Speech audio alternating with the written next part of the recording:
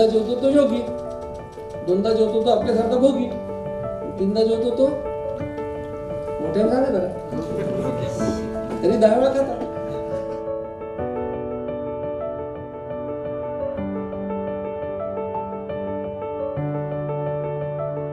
Entrepreneurs असोसिएशनचे अध्यक्ष श्रीयुत आजबे या कार्यक्रम आयोजित करण्यामध्ये ज्यांनी पुढाकार घेतला असे श्री बिरादार, यशदाचे संचालक आणि आपण सर्व मान्यवर आणि माझ्याबरोबर काम करणाऱ्या अभियानात इथे आलेले माझे सहकारी, सर्वप्रथम मी आपलं मनापासून आभार मानतो यासाठी की मला इथे येता आलं तुमच्यामुळे आणि वजन कमी करणे, डायबिटीस टाळणे याच्याविषयीची माहिती माझ्याकडे ती सांगण्याची संधी आपल्यामुळे मिळाली. त्यामुळे मी आपल्या मनापासून आभारी आहे. जेव्हा बाळासाहेबांनी हा प्रस्ताव मांडला की आपण असं व्याख्यान घेऊ, मी म्हटलं किती लोक येतील कार्यक्रमाला? तेव्हा 400-500 लोक येण्याची शक्यता आहे. म्हटलं एवढ्या कमी लोकांसाठी लेक्चर घेण्याची काही आवश्यकता नाही का? सध्या परिस्थिती अशी आहे की गडचिरोलीपासून कोकणापर्यंत कुठेही तुम्ही माझं फक्त लेक्चर आहे म्हणून अनाऊन्स केलं तर तुम्हाला प्रसिद्धीचा खर्च करायची गरज नाही. 1000 लोक तसेच येतात. पण ते म्हणाले नाही, हे लेक्चर महत्त्वाचं आहे. म्हटलं त्याने उद्योजकांसाठीचं लेक्चर आहे. हे प्रत्येकजण उद्योगी आहेत आणि यांच्याकडे भरपूर कर्मचारी आहेत स्वतःचे. म्हणजे साहजिकच कुठलाही व्यवसाय म्हटलं की तुमच्या हाताखाली कर्मचारी असतात. त्यामुळे कुटुंब प्रमुख आहेत सगळे आणि आपल्याकडे कोणाकडे 50, कोणाकडे 100, कोणाकडे 1000 असे लोक काम करतात. त्याच्यामुळे आपण एका माणसाला सांगितलं तर ते 1000 लोकांना कळणार आहे. त्यामुळे आपल्याला प्रत्यक्षात लोक 300 दिसले, 400 दिसले तरी पण ते 40,000पर्यंत जाण्याची शक्यता आहे असं त्यांनी म्हटल्यानंतर मी म्हटलं ठीक आहे, आपण नक्की जायला पाहिजे. आणि दुसरा एक आमचा उद्देश फार महत्त्वाचा होता, तो सुरुवातीलाच सांगून टाकतो म्हणजे तुम्हाला मनाची तयारी होईल. आम्ही एक अडोर नावाचं संस्था स्थापन केली, association for diabetes and obesity reversal. आणि या संस्थेतर्फे म्हणजे NGO आहे आणि पुण्यातच आम्ही रजिस्टर केलं आहे. आणि पुण्यामध्ये आम्ही त्या संस्थेच्या वतीने डायबिटीज रिव्हर्सल सेंटर सुरू केलेलं आहे. अशी सेंटर्स आता सध्या 10 ठिकाणी चालतात. त्यातलं एक सेंटर बेळगावमध्ये आहे, आता गोव्यात सुरू होतं आहे, बेंगलोरला सुरू होत आहे. म्हणजे ही सेंटर्स अशी माझ्या माहितीप्रमाणे या वर्षभरात 100 सेंटर भारतात सुरू होते. तर या सगळ्या सेंटर चालवायचे तर म्हणजे त्यांनी सुरुवातीला सांगितलं की डॉक्टर दीक्षित सगळं मोफत करतात, परंतु हे काम करायचं असेल तर याच्यासाठी पैसे लागतात. साहजिक तुम्हाला माहिती आहे, कारण डॉक्टर्स असतील किंवा जागा असते, सगळ्या गोष्टी लागतात. तर त्याला काही मदत मिळावी ही पण माझी या ठिकाणी इच्छा आहे. म्हणून बाळासाहेबांनी म्हटलं की आपलं पावती पुस्तक पण घेऊन या. म्हणजे कोणाला वाटलं आपल्याला काही द्यावं तर तुम्हाला लगेच ती सोय पण आहे. आमच्या संस्थेत ATGs देखील 1-2 महिन्यामध्ये होणार आहे. त्यामुळे आपल्याला त्या देणगीसाठी काय फायदा असतो तो पण होईल. या डाएटबद्दल अनेक जोक आहेत. कालच मला मला वाटतं 25 कुठला जोक आला की मला निदान 200-250 लोक पाठवतात आणि प्रत्येकजण म्हणतो की तुम्हाला आलं असेल पण तरी मी पाठवलं म्हणतो. कारण जवळपास 300 व्हॉट्सअप ग्रुप आहेत आणि कमीत कमी एक 55,000 ते 60,000 लोक डायरेक्टली कनेक्टेड आहेत आमच्याशी 37 देशामध्ये. त्यामुळे कोणाला काही नवीन दिसले की तो ते उचलून टाकतो. काल कोणीतरी टाकलं होतं काय की किंवा एवढं सगळं वातावरण छान झालेलं आहे आणि भजी खायची वाटत आहे पण दीक्षित आडवे येतात. नंतर कोणीतरी टाकलं की एक वाघ काहीतरी एका माणसाला पकडत म्हणजे एका माणसाला वाघ दिसतो, तो घाबरतो, मग तो झोपल्याचं सोंग करतो रस्त्यावर. मग त्या जोकचे अनेक वर्षन्स आले माझ्याकडे, म्हणजे भाषा वेगवेगळी त्या ग्रुपनुसार. म्हणजे म्हणे की अरे मी दीक्षित करतोय म्हणून तुझं आज वाचलास, असं काय तुझी खैर नव्हती असं वाच. आता ही जोक वाचून मजा येते, ठीक आहे. म्हणजे पण महत्वाची गोष्ट अशी की हे इतक्या लेवलला पोहोचलेलं आहे आता की हे आणि हा कुठेतरी इंग्लंडमधल्या माणसांनी कोणातरी पाठवलं असतं पुण्यात, कुठून कुठे म्हणजे हे कुठे कुठे जातं याचा काही नेम नाही. पण हे एका तरी लोकप्रिय होत आहे, लोकांना माहीत होत आहे. याचं एक कारण हे विनासायास आहे. आणि बरेच लोक आले इथे दुपारची झोप मोडून ते विनासाया शब्दामुळे आलेले आहेत. कारण लोकांना काय लठ्ठ लोकांची अपेक्षा अशी की दीक्षित सरांनी वजन कमी करायला पाहिजे आपण. मला काय सांगू नका म्हणतात लोक. आज असं आहे की लोक 1 लाख रुपये खर्च करायला तयार आहेत. लोक म्हणतात माझ्या रोजच्या कार्यक्रमात काही डिस्टर्ब करायला लावू नका, काय गोळ्या द्यायच्या, औषध द्यायचं काय असेल ते द्या, पण मला तुम्ही काही करायला सांगू नका. अशीच त्याची अवस्था आहे. आणि म्हणून हे मार्केट जे आता म्हणाले बिरादार, म्हणजे बिरादार मला वाटलं उद्योजक आहेत, पण ते साहित्यिक सुद्धा आहे. ते जसा माझा परिचय करून दिला म्हणजे खूप हे तर साहित्यिकच दिसतात. तर हे मार्केट कशामुळे वाढलं वेट लॉसचं? कारण लठ्ठ लोकांना अपेक्षा दुसऱ्यांनी कमी करावं होतं. दुसऱ्यांनी कमी करायचं म्हटल्यावर काहीतरी खर्च येणारच की. त्यामुळे विनाशाय शब्द लोक येतात. पण मी जे सांगतो ते काही विनाशायच नाही, आधीच सांगतो. हे थोडाफार प्रयत्न करावा लागेल, अगदी काही विनाशाय 100% नाही आहे. परंतु तुम्ही जे काही केले असतील उद्योग वजन कमी करायला, त्या तुलनेत अतिशय सोपं आहे. काय करतील लोक काय भरोसा नाही. 8 दिवसापूर्वी माझ्या मित्राच्या बायकोचा फोन आला. ती म्हणाली तुम्ही तुझ्या मित्राला काहीतरी समजावून सांगणार तर मी घटस्फोट घेणार आहे. माझ्या काही लक्षात आलं नाही. म्हटलं आता याचं लग्न होऊन 25 वर्ष झाले, त्याच्यात लव्ह मॅरेज. आता ही बाई घटस्फोट कशा करता घेत असेल? मी म्हटलं काय वहिनी काही प्रॉब्लेम, घरात मोठं भांडण, काही प्रॉपर्टीचा वाद वगैरे असं काही झालं का काही? तसं काही नाही म्हणे. तो आजकाल डायटिंग करायला लागला. मग आणखीन आश्चर्य वाटलं. नवरा डायटिंग करतोय, पोट कमी करतोय, बायकोला आनंद व्हायला पाहिजे, वाईट कशाला वाटायचं? मी म्हटलं काय अडचण त्याच्यात? नाही म्हणे सकाळ दुपार संध्याकाळ फक्त कोबी खातो म्हणे, दुसरं काही खातो. मी म्हटलं ठीक आहे, खाऊ दे कोबी, प्रत्येकाची आवड असते. तुमचे गहू तांदूळ वाचले घरातले, ते नाही म्हणे, प्रॉब्लेम वेगळाच झाला म्हणे. आता त्याच्या अंगाला कोबीचा वास यायला लागला. मला काय पत्ता कोबी आवडत नाही.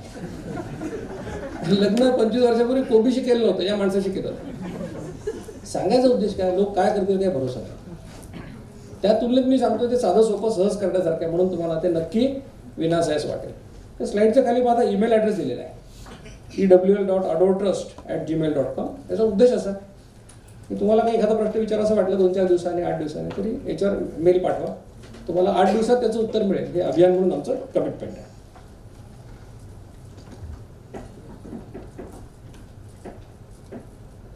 आता डॉक्टर जिचकरांचा उल्लेख आला.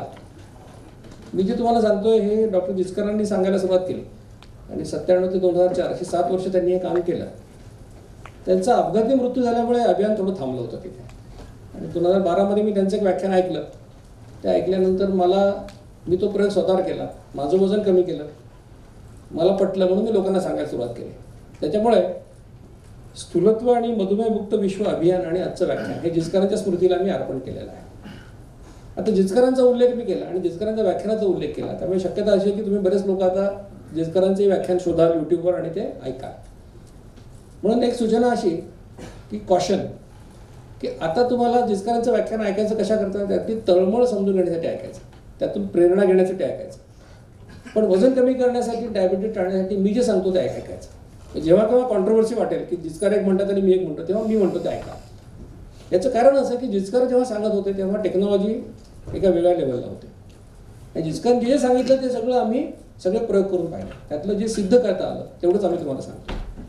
आता मी जे सांगणार आहे याला मी डाएट प्लॅन म्हणत नाही, याला मी लाईफस्टाईल मॉडिफिकेशन असं म्हणतो. हे काही लोकांना याचा उपयोग होत नाही. पहिलं, ज्यांचं वय 18पेक्षा कमी आहे असं इथे कोणी नाही. दुसरं, ज्या महिला गरोदर आहेत किंवा अंगावर पाजतात मुलांना आणि मुलाचं वय 9 महिन्यापेक्षा कमी आहे, अशा लॅक्टेटिंग मदर्स किंवा स्तनदा माता, त्यांना देखील हा डाएट प्लॅन नाही. ज्यांना टाईप 1 प्रकारचा डायबिटीस आहे, तुमच्या किती लोकांना डायबिटीस आहे जरा हातवर करा. लाजू नका, म्हणजे ते 10% लोकांना तर असायलाच पाहिजे. म्हणजे ठीक आहे. तर टाईप 1 डायबिटीसचे 2 प्रकार आहेत, टाईप 1 आणि टाईप 2. टाईप 1चा अर्थ असा की जो लहान वयात डायग्नोज होतो, वयाच्या 10व्या 12व्या 14व्या वर्षी डायग्नोज होतो. या मुलांच्या शरीरात इन्शुलिन निर्माणच होत नाही आणि म्हणून डॉक्टर त्यांना सांगतात की आता आयुष्यभर आता इन्शुलिनचं इंजेक्शन घ्यावं लागेल. असे जे टाईप 1 डायबिटीसचे पेशंट आहेत त्यांच्यासाठी हा लाईफस्टाईल मॉडिफिकेशन नाही. पण तुम्ही लोकांना जे हातवर केले त्यांना डायबिटीस 35, 40, 50 वर्ष झालेला आहे, तुम्हाला याचा उपयोग होईल. पण तुम्ही हा डाएट प्लॅन करायच्या आधी काय करायचं, 2 तपासण्या करायच्या. मी सांगणार आहे 2 तपासण्या. HbA1c, फास्टिंग, इन्शुलिन तपासण्या करा. रिपोर्ट मला किंवा माझ्या सहकार्यांना पाठवा. डायबिटीसच्या गोळ्या बंद करू नका, बदलू नका, मनाने काही करू नका. डाएट प्लॅन करायचं आहे असं तुमच्या ट्रीटिंग डॉक्टरला सांगा, डायबिटॉलॉजिस्टला सांगा की आम्हाला करायचं आणि त्यांच्या परवानगीने तुम्ही हा डाएट प्लॅन करा. कारण तुम्ही, तुमचे डॉक्टर, आम्ही आणि तुम्ही असं तिघं मिळून तुमचा डायबिटीस रिव्हर्ट करायचा आपल्याला. अतिउत्साहाच्या भरात ते करायला जायचं. आणि अजून काही लोक असतात की ज्यांना उपयोग होत नाही डाएट प्लॅनचा. तुम्ही जर नंतर विचारलं मला प्रश्नोत्तरामध्ये तुम्हाला मी सांगेन. आपल्यापैकी किती लोकांनी यूट्यूबवर हे व्याख्यान ऐकलेलं आहे? हातवर केला तर मला कळेल. बरं, मला वाटतं 60-70% लोकांनी ऐकलेलं आहे. त्यामुळे तुमची जर इच्छा असेल तर आपण मी असंही करू शकेन की थोडा व्याख्यानाचा वेळ कमी करून प्रश्नोत्तरांचा वेळ जास्त ठेवू शकेन, तुमची जर इच्छा असेल तर. आणि तसं हे व्याख्यान 1.25 तास 1.5 तास चालू शकतं. काय पाहिजे? व्याख्यान असं नाही, तुमची जशी इच्छा असेल तसं, म्हणजे पण प्रश्नोत्तर देखील आपण घेऊया, असं काही नाही. आता काय डाएट प्लॅन सांगितलं आहे? अतिशय साधा सोपा डाएट प्लॅन सांगितलेला आहे. हे काय रॉकेट सायन्स नाही आहे. आम्ही सांगितलं कडक भुकेच्या वेळा ओळखा, 2 त्या वेळात जेवा, हा पहिला सल्ला आहे. 2 जेवणांच्या मध्ये काही खाऊ नका. जेवण 55 मिनिटात संपवा. प्रत्येक जेवणाचा वेळ 55 मिनिटं, जास्तीत जास्त वेळ असं सांगितलं आहे.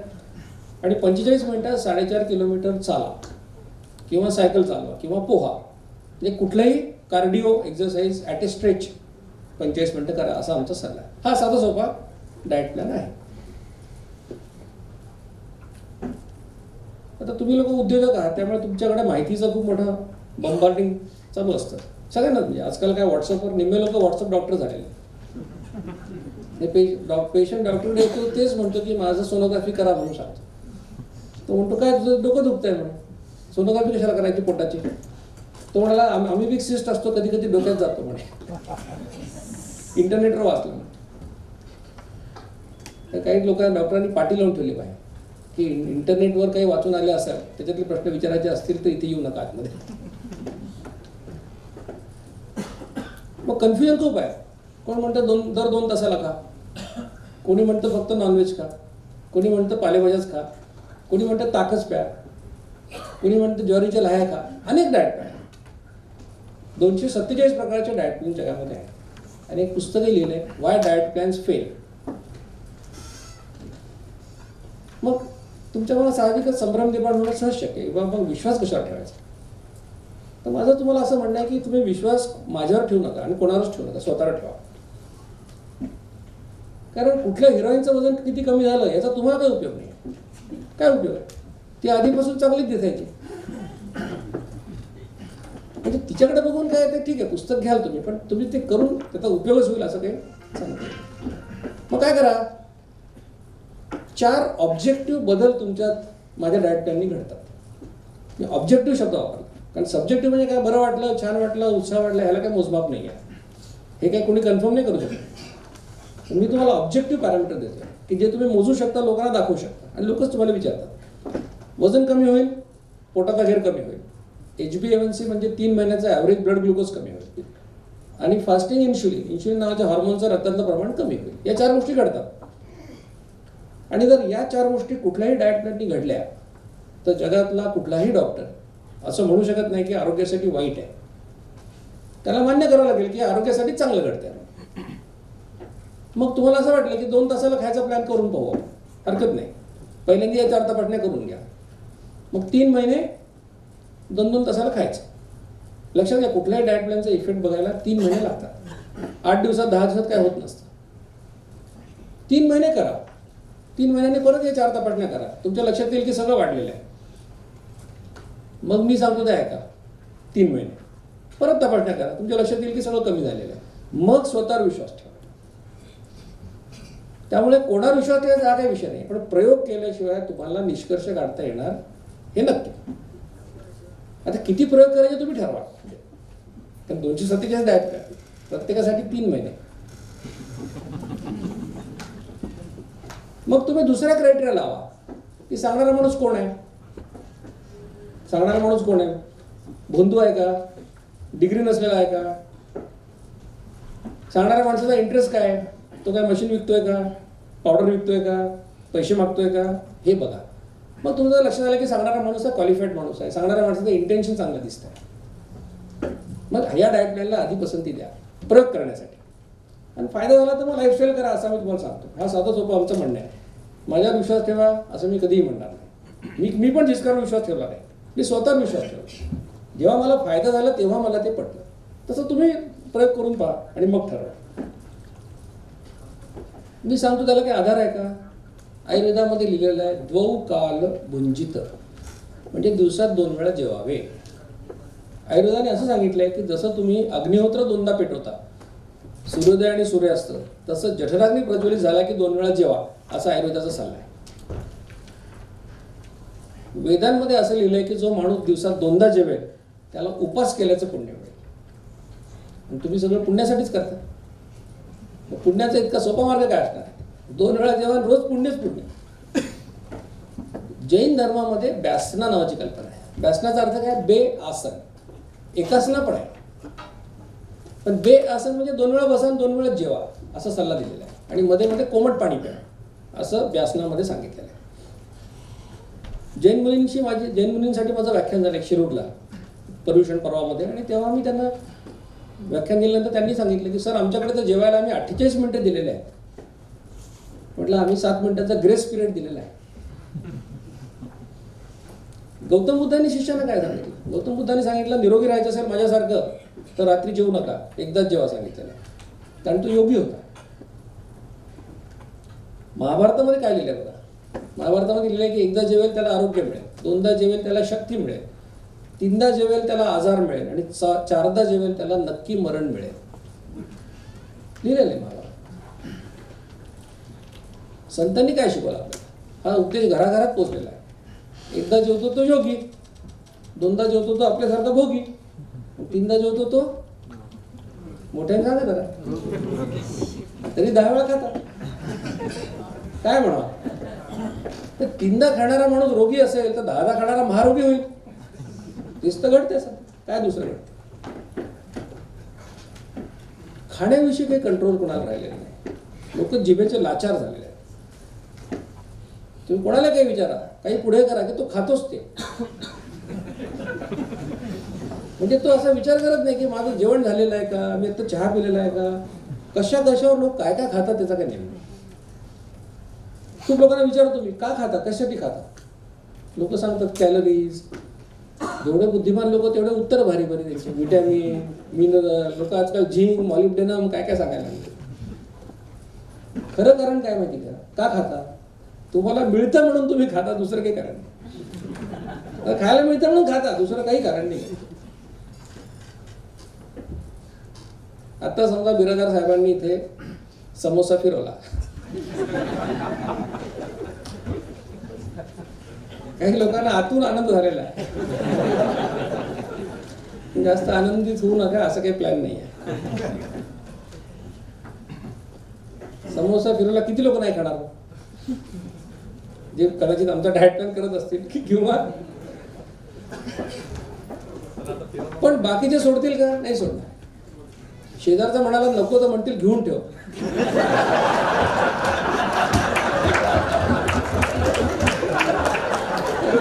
तुला नको, मला लागेल एखाद्या.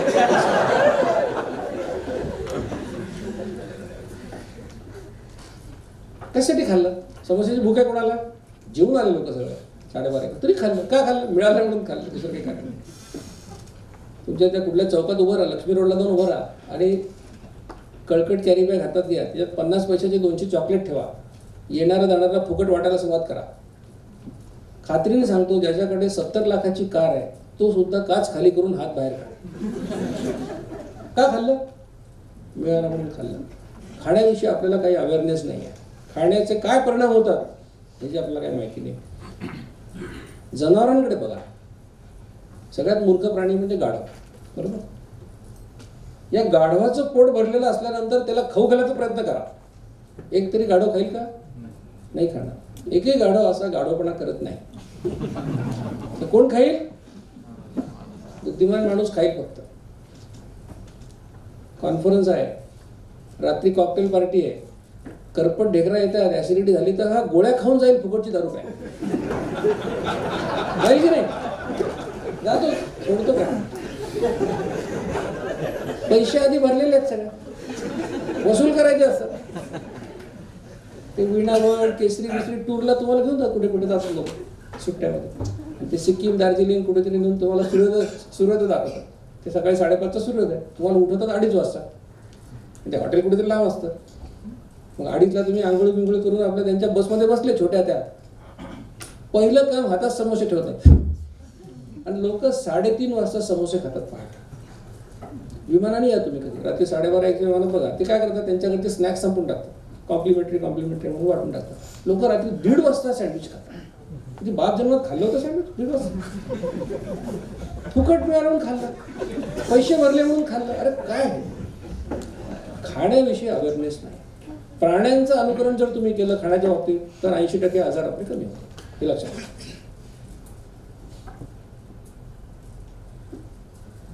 हे झालं जुनं सगळं सांगितलं तुम्हाला मी की पूर्वी काय परिस्थिती होती, महाभारत काय.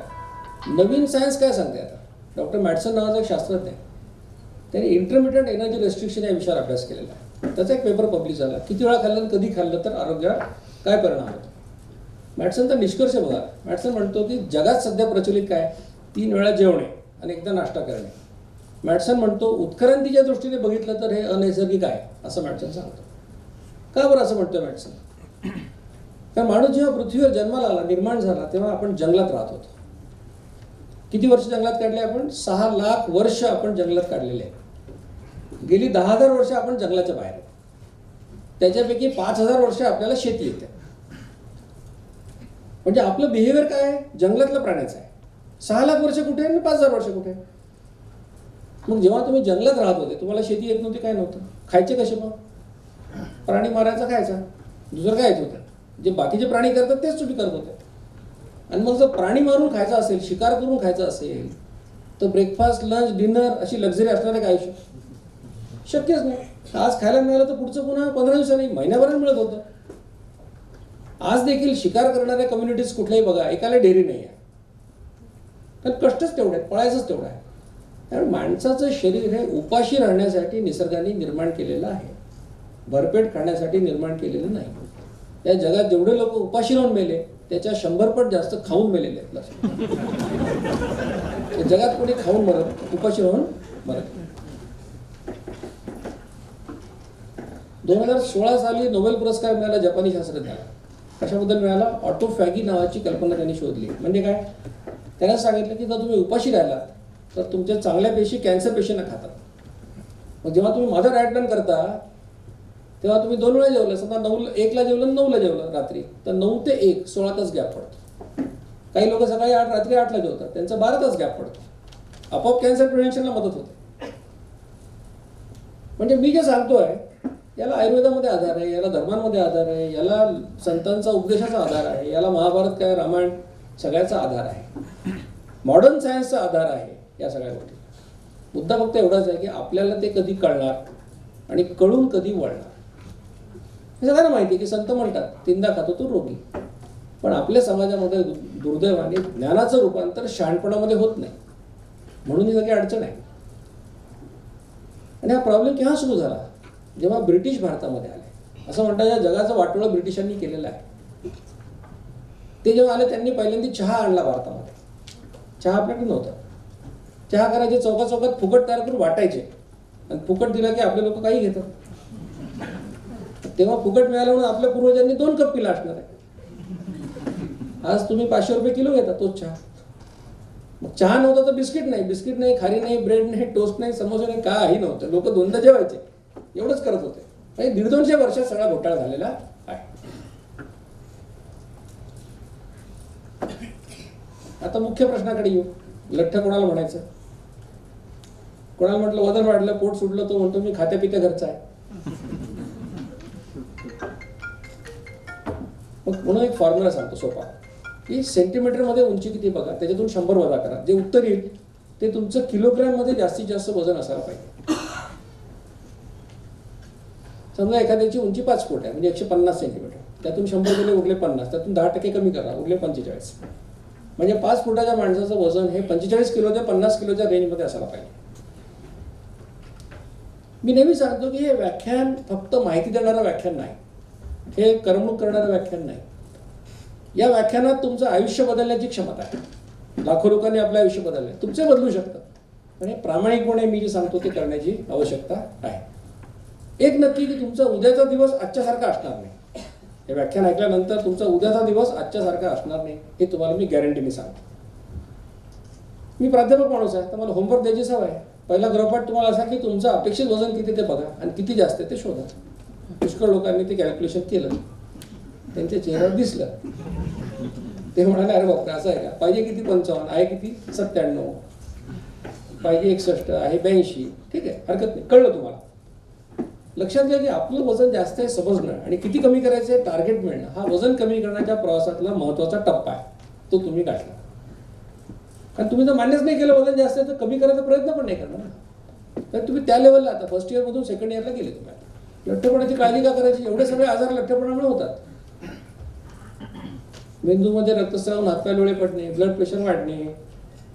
ज्या महिलांना मुलं होत नाहीत त्यांना गायनेकॉलॉजिस्ट काय सांगतात? पहिला सल्ला आधी वजन 10 किलो कमी करा. वजन कमी केलं तर मासिक पाळी नियमित येईल, मासिक पाळी नियमित आली तर गर्भधारणा होईल. म्हणजे इतक्या सगळ्या समस्या लठ्ठपणामुळे येतात, म्हणून त्याची काळजी करणं आवश्यक आहे. 2 फळं दाखवलेली आहेत, सफरचंद आणि नासपाती. लठ्ठपणा दोन प्रकारचा सांगतो आम्ही. सफरचंदासारखा म्हणजे इंग्रजीत त्याला म्हणतात सेंट्रल ओबेसिटी, आणि नासपातीसारखा किंवा पेरसारखा म्हणजे पेरिफेरल ओबेसिटी. 2 प्रकारचा लठ्ठपणा. सफरचंदासारखा म्हणजे काय? सफरचंद तसा मध्ये फुगलेला आहे, वर खाली बारीक असतं, म्हणजे पोट सुटलेलं असतं, बाकी बारीक असतं. नासपातीसारखे म्हणजे काय? पोट नाही सुटलेलं पण कमरेखालचा नितंबाचा भाग मात्र मोठा असतो. तर लठ्ठपणा कुठलाही वाईटच आहे, पण सफरचंदासारखा जास्त डेंजरस आहे. तर घरी गेल्यावर दुसरा गृहपाठ करायचा. हे सगळे लोक येताना कार्यक्रमाला नटून थटून आले. आजकाल घरात वॉर्डरोब असतात, मोठाले आरसे असतात, लोक त्याच्यावर कुठे मेकअप करतात. आता घरी जाऊन उभं राहा परत त्या आरशासमोर, पण असं नका उभं राहा, असं उभं राहा. म्हणजे तुमचं तुम्हाला कळेल की तुम्ही सफरचंद आहात का नासपाती आहात, काय आहात. एकमेकांची चेष्टा करा, हरकत नाही. तू सफरचंद आहे, तू नासपाती आहे, कारण हे काय असाध्य आजार नाही. माझं ऐकायला तर वर्ष 1.5 वर्षामध्ये जे काय असेल ते फ्लॅट होणार. आपण लठ्ठ कशामुळे होतो? अनेक कारण आहेत. पुरुषांमध्ये वयाचं 29 ते 34 5 वर्ष वजन वाढतं. महिलांमध्ये 45 ते 49 मेनोपॉझल एज ग्रुपमध्ये त्यांचं वजन वाढतं. महत्त्वाचं कारण आहे की शारीरिक श्रमांचा अभाव, कष्ट राहिलेले आहेत. घराघरामध्ये लहान लहान मुलं 8वी 9वीची मुलं मोटरसायकल चालवतात, 2 व्हीलर चालवतात, त्यामुळे सायकल नाही, पायी चालत नाही. घराघरामध्ये मिक्सर, ग्राइंडर, वॉशिंग मशीन सगळं आलेलं आहे, त्याच्यामुळे कष्ट राहिलेले. खायच्या सवयी जुन्याच राहिल्या. कारण मिलिटरीचे एक जण माझ्याशी बोलत होते. मी म्हटलं तुम्हाला तर सगळ्यांना फिट राहणं आवश्यक असतं, पण त्यामुळे आम्ही जोपर्यंत ते सोल्जर लेवलला असतो तेव्हा खूप परेड असते. नंतर म्हणजे रेशन तेवढंच राहतं, पण परेड मात्र कमी होतं, मग ढेऱ्या सुटतात लोक. म्हणजे खाण्याच्या सवयी जुन्याच राहिल्या आणि कष्ट कमी झाले की नॅचरली वजन वाढतं. तुमच्या खाण्यापिण्याच्या सवयी कशा आहेत याच्यावर सुद्धा तुमचं वजन वाढणं अवलंबून असतं. म्हणजे आग्रह किती करतात, बापरे. कुठे गेला तर जिस्कार म्हणायचे, माणसं मारण्याच्या 2 पद्धती महाराष्ट्रामध्ये आहेत म्हणे. एक म्हणजे उपाशी ठेवून मारायचं, म्हणजे मेळघाट पॅटर्न, कुपोषण करून. आणि दुसरं म्हणजे हे आग्रह करून, अघोरी आग्रह करून मारायचं. किती आग्रह करावा त्याला काही लिमिट नाही. कोणी कोणाला आग्रह करावा? डायबिटीसचे 2 पेशंट एकमेकाला आग्रह करतात. लग्नाच्या पंक्ती शेजारी शेजारी बसतात दोघं मुद्दाम. यांना बघितलं की तो जिल्बी वाढणारा पोरा तसाच फिरतो, त्याला माहिती आहे ना डायबिटीस दोघा. मग त्यातला एक त्याला बोलवतो, म्हणजे अरे यांना 4 वाढ म्हणतो. मग हा म्हणतो की त्याला 2 वाढा आता, आणि दोघं मग 3-3 वाटून खातात. अशा तुमच्या सवय असतील खाण्याच्या तर तुमचं वजन वाढतच आहे. दारू पिल्यामुळे वजन वाढतं. म्हणजे नुसती दारू पिली तर वजन नाही वाढत, पण दारू पिणारे लोक जो मोठा कार्यक्रम करतात 2-3 तासाचा, ते साहजिकच ते खूप खातात त्याच्यात आणि वजन वाढतं. दारूबद्दल शेक्सपियरने एक छान वाक्य सांगून ठेवलं, ते विशेषतः तरुण लोकांनी लक्षात ठेवा. शेक्सपियर असं लिहिलं आहे की it stimulates the desire but takes away the performance. दारूविषयी अजून एक गोष्ट वाचली मी अशात.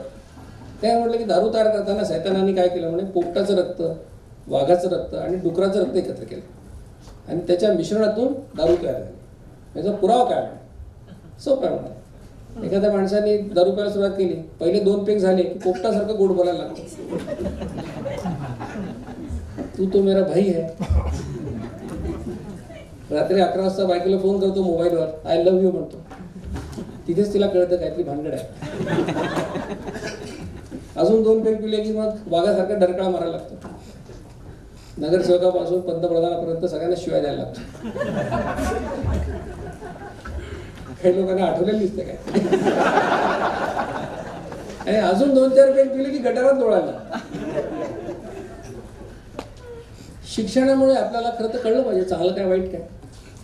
अनफॉर्च्युनेटली असं होताना दिसत नाही.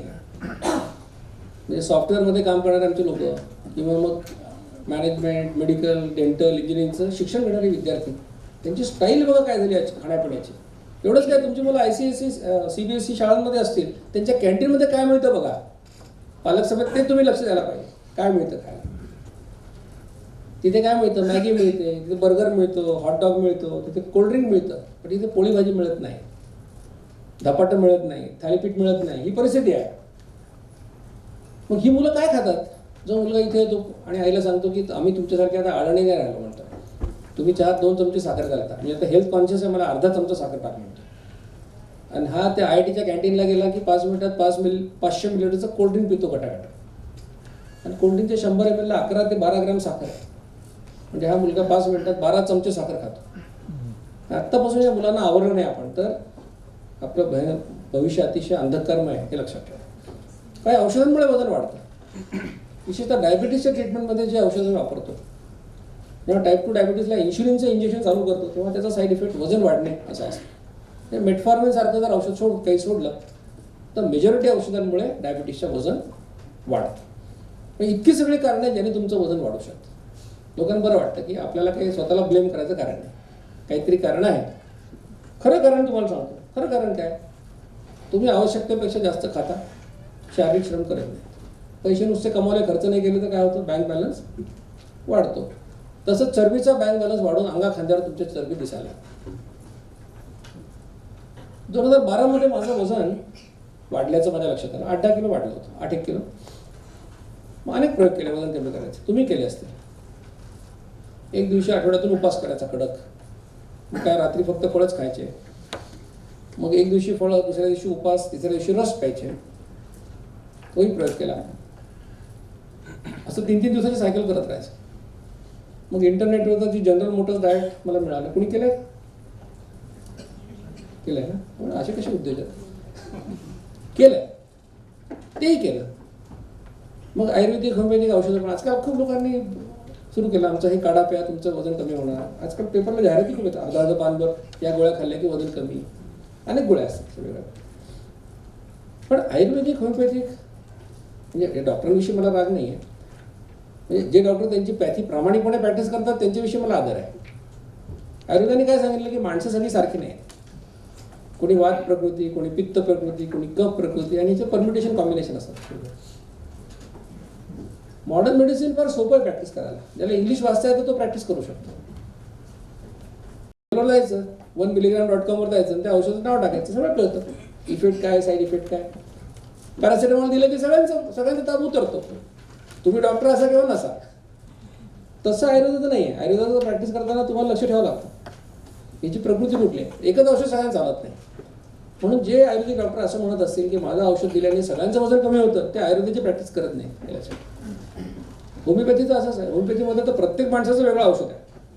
क्लासिकल होमिओपॅथीमध्ये प्रत्येकाचं वेगळं औषध आहे. म्हणजे 100 लोकांना सर्दी झाली तर 100 औषधं वेगवेगळी निघतील प्रत्येकाची. एका औषधाने होत नाही. मग कोणीतरी तुम्हाला सांगत असेल सुपर स्पेशालिटी हॉस्पिटल, येतात जाहिराती, चत्रा फित्रा काय ते माझं एक गोळी खान तुमचं वजन कमी होणार. तर हे त्यांची पॅथी सुद्धा प्रॅक्टिस करत नाही. पण मरता किंवा न करता अशी म्हण आहे. ज्याचं वजन जास्त तो काही करायला तयार. होमिओपॅथी औषधं, आयुर्वेद, ते सगळं झालं. मग 2-2 तासाला खायचा प्रयोगही केला मी. 2 महिने केला. माझं वजन 2.5 किलो 3 किलो वाढलं त्या काळात. एवढं खाल्ल्यावर वजन वाढणारच होतं. सगळे प्रयोग केले मी. 1.5 वर्ष माझं केलं याच्यामध्ये सगळं करण्यामध्ये. पैसे केले पण वजन काही माझं कमी झालं नाही. रिझल्ट काय? एक तर वजन प्रयोग करतानाच वाढायचं, नाही तर प्रयोग थांबला की परत जागेवर यायचं. ज्यांनी वजन कमी करण्याचा प्रयत्न केला सगळ्यांचा अनुभव असाच आहे का? परमनंट वजन कमी राहिलं बाबा, सस्टेनेबल, असं कधी होत नाही. असं का बरं होतं? काही डाएट प्लॅन तुम्हाला उपाशी ठेवतात, काहीतरी ट्रिक करतात, तुम्हाला उपाशी ठेवतात. काय सांगतात? हे आमचं ही पावडर घ्या. काय करायचं? सकाळी उठल्या 2 चमचे पावडरचा शेक तयार करा आणि तो प्या. मग तुम्ही ते पावडर घेता, त्याचा शेक पिल्यानंतर भूक लागते 3-3:30-4ला केव्हा तरी.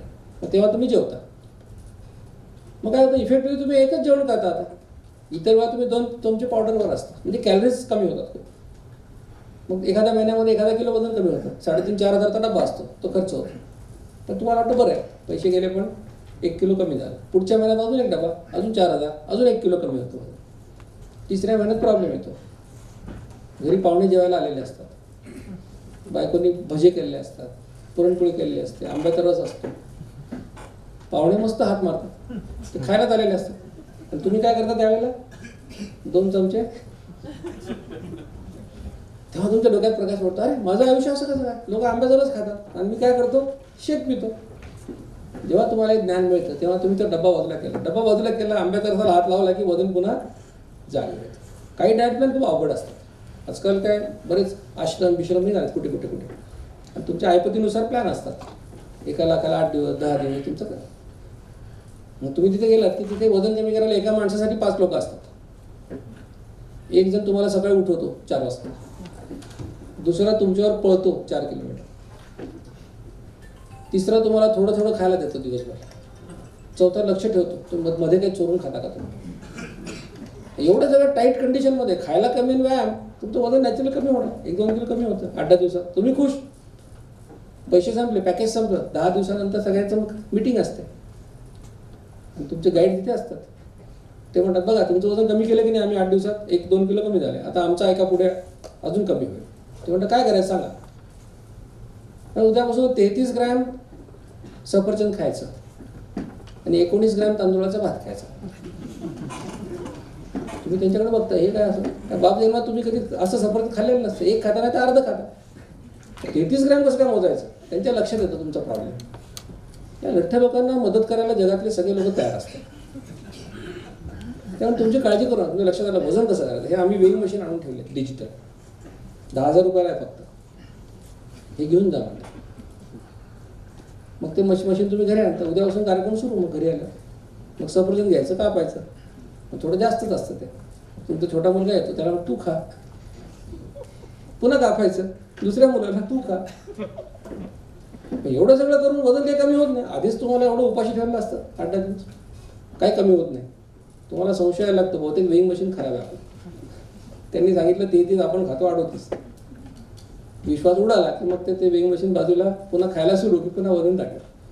काही डाएट प्लॅन महागडे असतात, खूप महाग. 2-3 लाख रुपये घेतात कन्सल्टेशन. आणि लोकांना कौतुक कशात, अपॉइंटमेंट मिळाली आम्हाला 15 दिवसात, बाकीच्यांना 3 महिने लागतात. ते मारुतीच्या बेंबीत बोर्ड घालून गार लागला म्हणतात ना,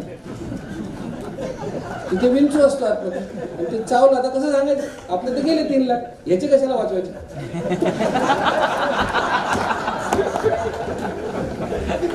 आपले मित्र सगळे, मित्र प्रेम असतं. 3 लाख गेल्यानंतर आणि वजन कमी नाही झालं, इथून काय पुढे सांगणार लोकांना, मी एवढा मूर्ख आहे. 3 लाख घातले काहीच झालं नाही, सांगता पण येत. काही डाएट प्लॅनसारखं गायडन्स घ्यावं लागतं. ऑनलाईन पेमेंट करायचं. मग ऑनलाईन पेमेंटशिवाय काय होत नाही जगात. पेमेंट केलं की मग मॅडम तुम्हाला एक यादी पाठवतात, उद्या काय खायचं. त्यात सगळं डिटेल दिलेलं असतं. सकाळी 5 वाजता उठल्यापासून झोपेपर्यंत काय काय खायचं त्याचं सगळं दिलेलं असतं. ते तुम्ही करता. गंमत होते. नंतर तुम्ही मित्र येतो कुठेतरी US होतो, हे चॉकलेट आणले तुझ्यासाठी पार्सल, मग खाऊन बघ म्हणतो, त्याच्यामध्ये विस्कीचा ड्रॉप असतो म्हणजे. तुम्ही चॉकलेट हातात घेऊन, पण तुमच्या डोक्यातलं अरे मॅडम काय म्हणतील, मॅडमला फोन, मॅडम चॉकलेट खाऊ का म्हणतो. हे चॉकलेटची वेळ नाही म्हणे, आता काकडी खा 2 फूड. तेव्हा तुमच्या लक्षात येतं, अरे माझं आयुष्य असं कसं काय की माझं एवढं स्वातंत्र्य नाही मला राहिलं की चॉकलेट खाऊ शकत नाही मनाने माझ्या. कोणातरी विचार लागतं. साहजिकच असा डाएट प्लॅन सक्सेसफुल होत नाही. काही डाएट प्लॅन सांस्कृतिकदृष्ट्या विपरीत असतात. व्हेजिटेरियन माणसाला म्हणतात सकाळी चिकन, दुपारी मटण, रात्री फिश खा. आणि नॉनव्हेज खाणारा म्हणतात तू घासपूस खाऊ त्यापासून. आता किती दिवस कराल तुम्ही असं? महिनाभर, 15 दिवस. साहजिकच सगळे डाएट प्लॅन फेल होतात अशा प्रकारे. अनेक कारणं सांगितली, पण खरं कारण लक्षात घ्या. खरं कारण असं आहे की तुम्हाला असं वाटत असतं की आपलं वजन दुसरं कोणीतरी कमी करणार आहे. तुमच्या वजनाची जबाबदारी तुम्ही घ्यायला तयार नाही. खूप लोक शब्द वापरतात. आता मला कोणती भेटेल, माझं चालणं होत नाही. चालत नाही असं म्हणा ना, मी चालत नाही असं म्हणा.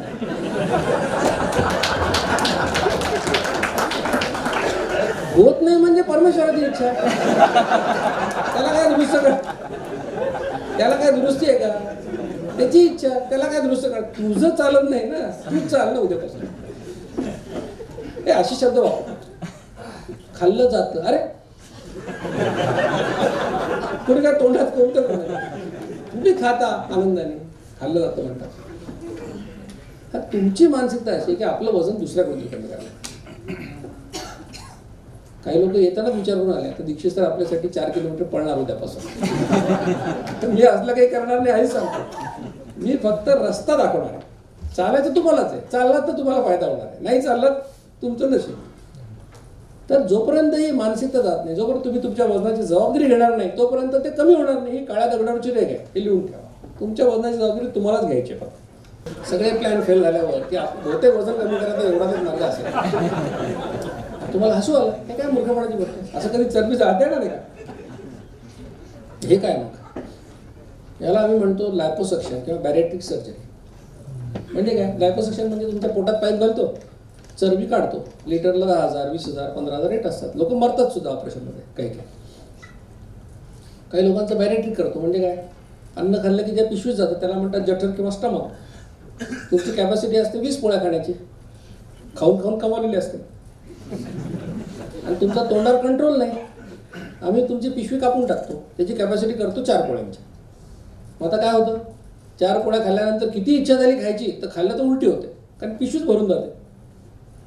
काही लोकांचं बायपास करतो. म्हणजे अन्न जर खाल्लं आणि ते लहान जठरामधून लहान आतड्यात गेलं तर ते पचतं आणि अंगी लागतं. मग काय करायचं? लहान आतड्यात जाऊ जायचं नाही, डायरेक्टली मोठ्या आतड्यात पाठवायचं. म्हणजे जसं ट्रॅफिक शहरात येऊन बायपास करतो ना आपण, म्हणजे असं खायचं आणि तसं बायपास. असं वजन कमी करा असं कोणाला वाटणार आहे का? असं कोणाला वाटेल का? नाही वाटणार. पण हे चित्र आणि हे चित्र ह्याच्यामध्ये गुणात्मक दृष्ट्या फरक नाही, हे लक्षात ठेवा. तुम्ही सारखंच हास्यास्पद आहे. तेव्हापासून मी विचार करत होतो की कुठला डाएट प्लॅन सक्सेसफुल होईल, कुठला डाएट प्लॅन कायमसाठी यशस्वी होईल, त्यात काय गुणधर्म असायला पाहिजे. म्हणजे पहिला गुणधर्म असायला पाहिजे की तो फुकट असायला पाहिजे. बरोबर? कारण आयुष्यभर कोण पैसे खर्च करणार वजन कमी करणार? नाही करणार. दुसरं, डॉक्टर लागू नये, एक्सपर्ट लागू नये. एक्सपर्ट आला की फी आली त्याची एक्सपर्टची. तिसरं, मशीन लागू नये. आता काही लोक असतात, तुम्ही सगळे बिझी लोक आहे, आम्हाला व्यायामाला वेळच नाही म्हणतात. मग काय करतो म्हणतो? जॉगिंग मशीन आणतो घरी. आहेत ना घरी मशीन काही लोकांची. मग घरी मशीन आणतात. मशीन आणले की सगळ्यांना दाखवतात, मग मित्रांना बोलून पार्ट्या करतात. आम्ही किती हेल्थ कॉन्शियस आहे म्हणतात. बघा मशीन आणलं, महिनाभर पार्ट्या चालतात. त्याच्या घरी 3ऱ्या महिन्यात तुम्ही जा, त्याच्यावर कपडे वळत घातलेले असतात.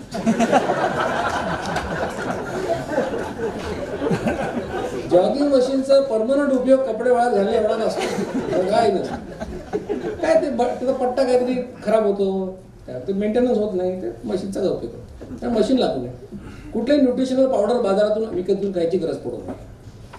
आणि सगळ्यात महत्त्वाचं काय, हे आयुष्यभर आनंदाने करता आलं पाहिजे. नाही तर काय, घरात लोक सगळे पिझ्झा घेऊन येतात. बरं, लोक इतके भारी घरातले, ज्याचं डायटिंग असतं त्याच्या समोर बसून खातात आणि पुन्हा एकमेकात चर्चा, याचं डायटिंग चालू आहे, याला द्यायचं नाही म्हणतात.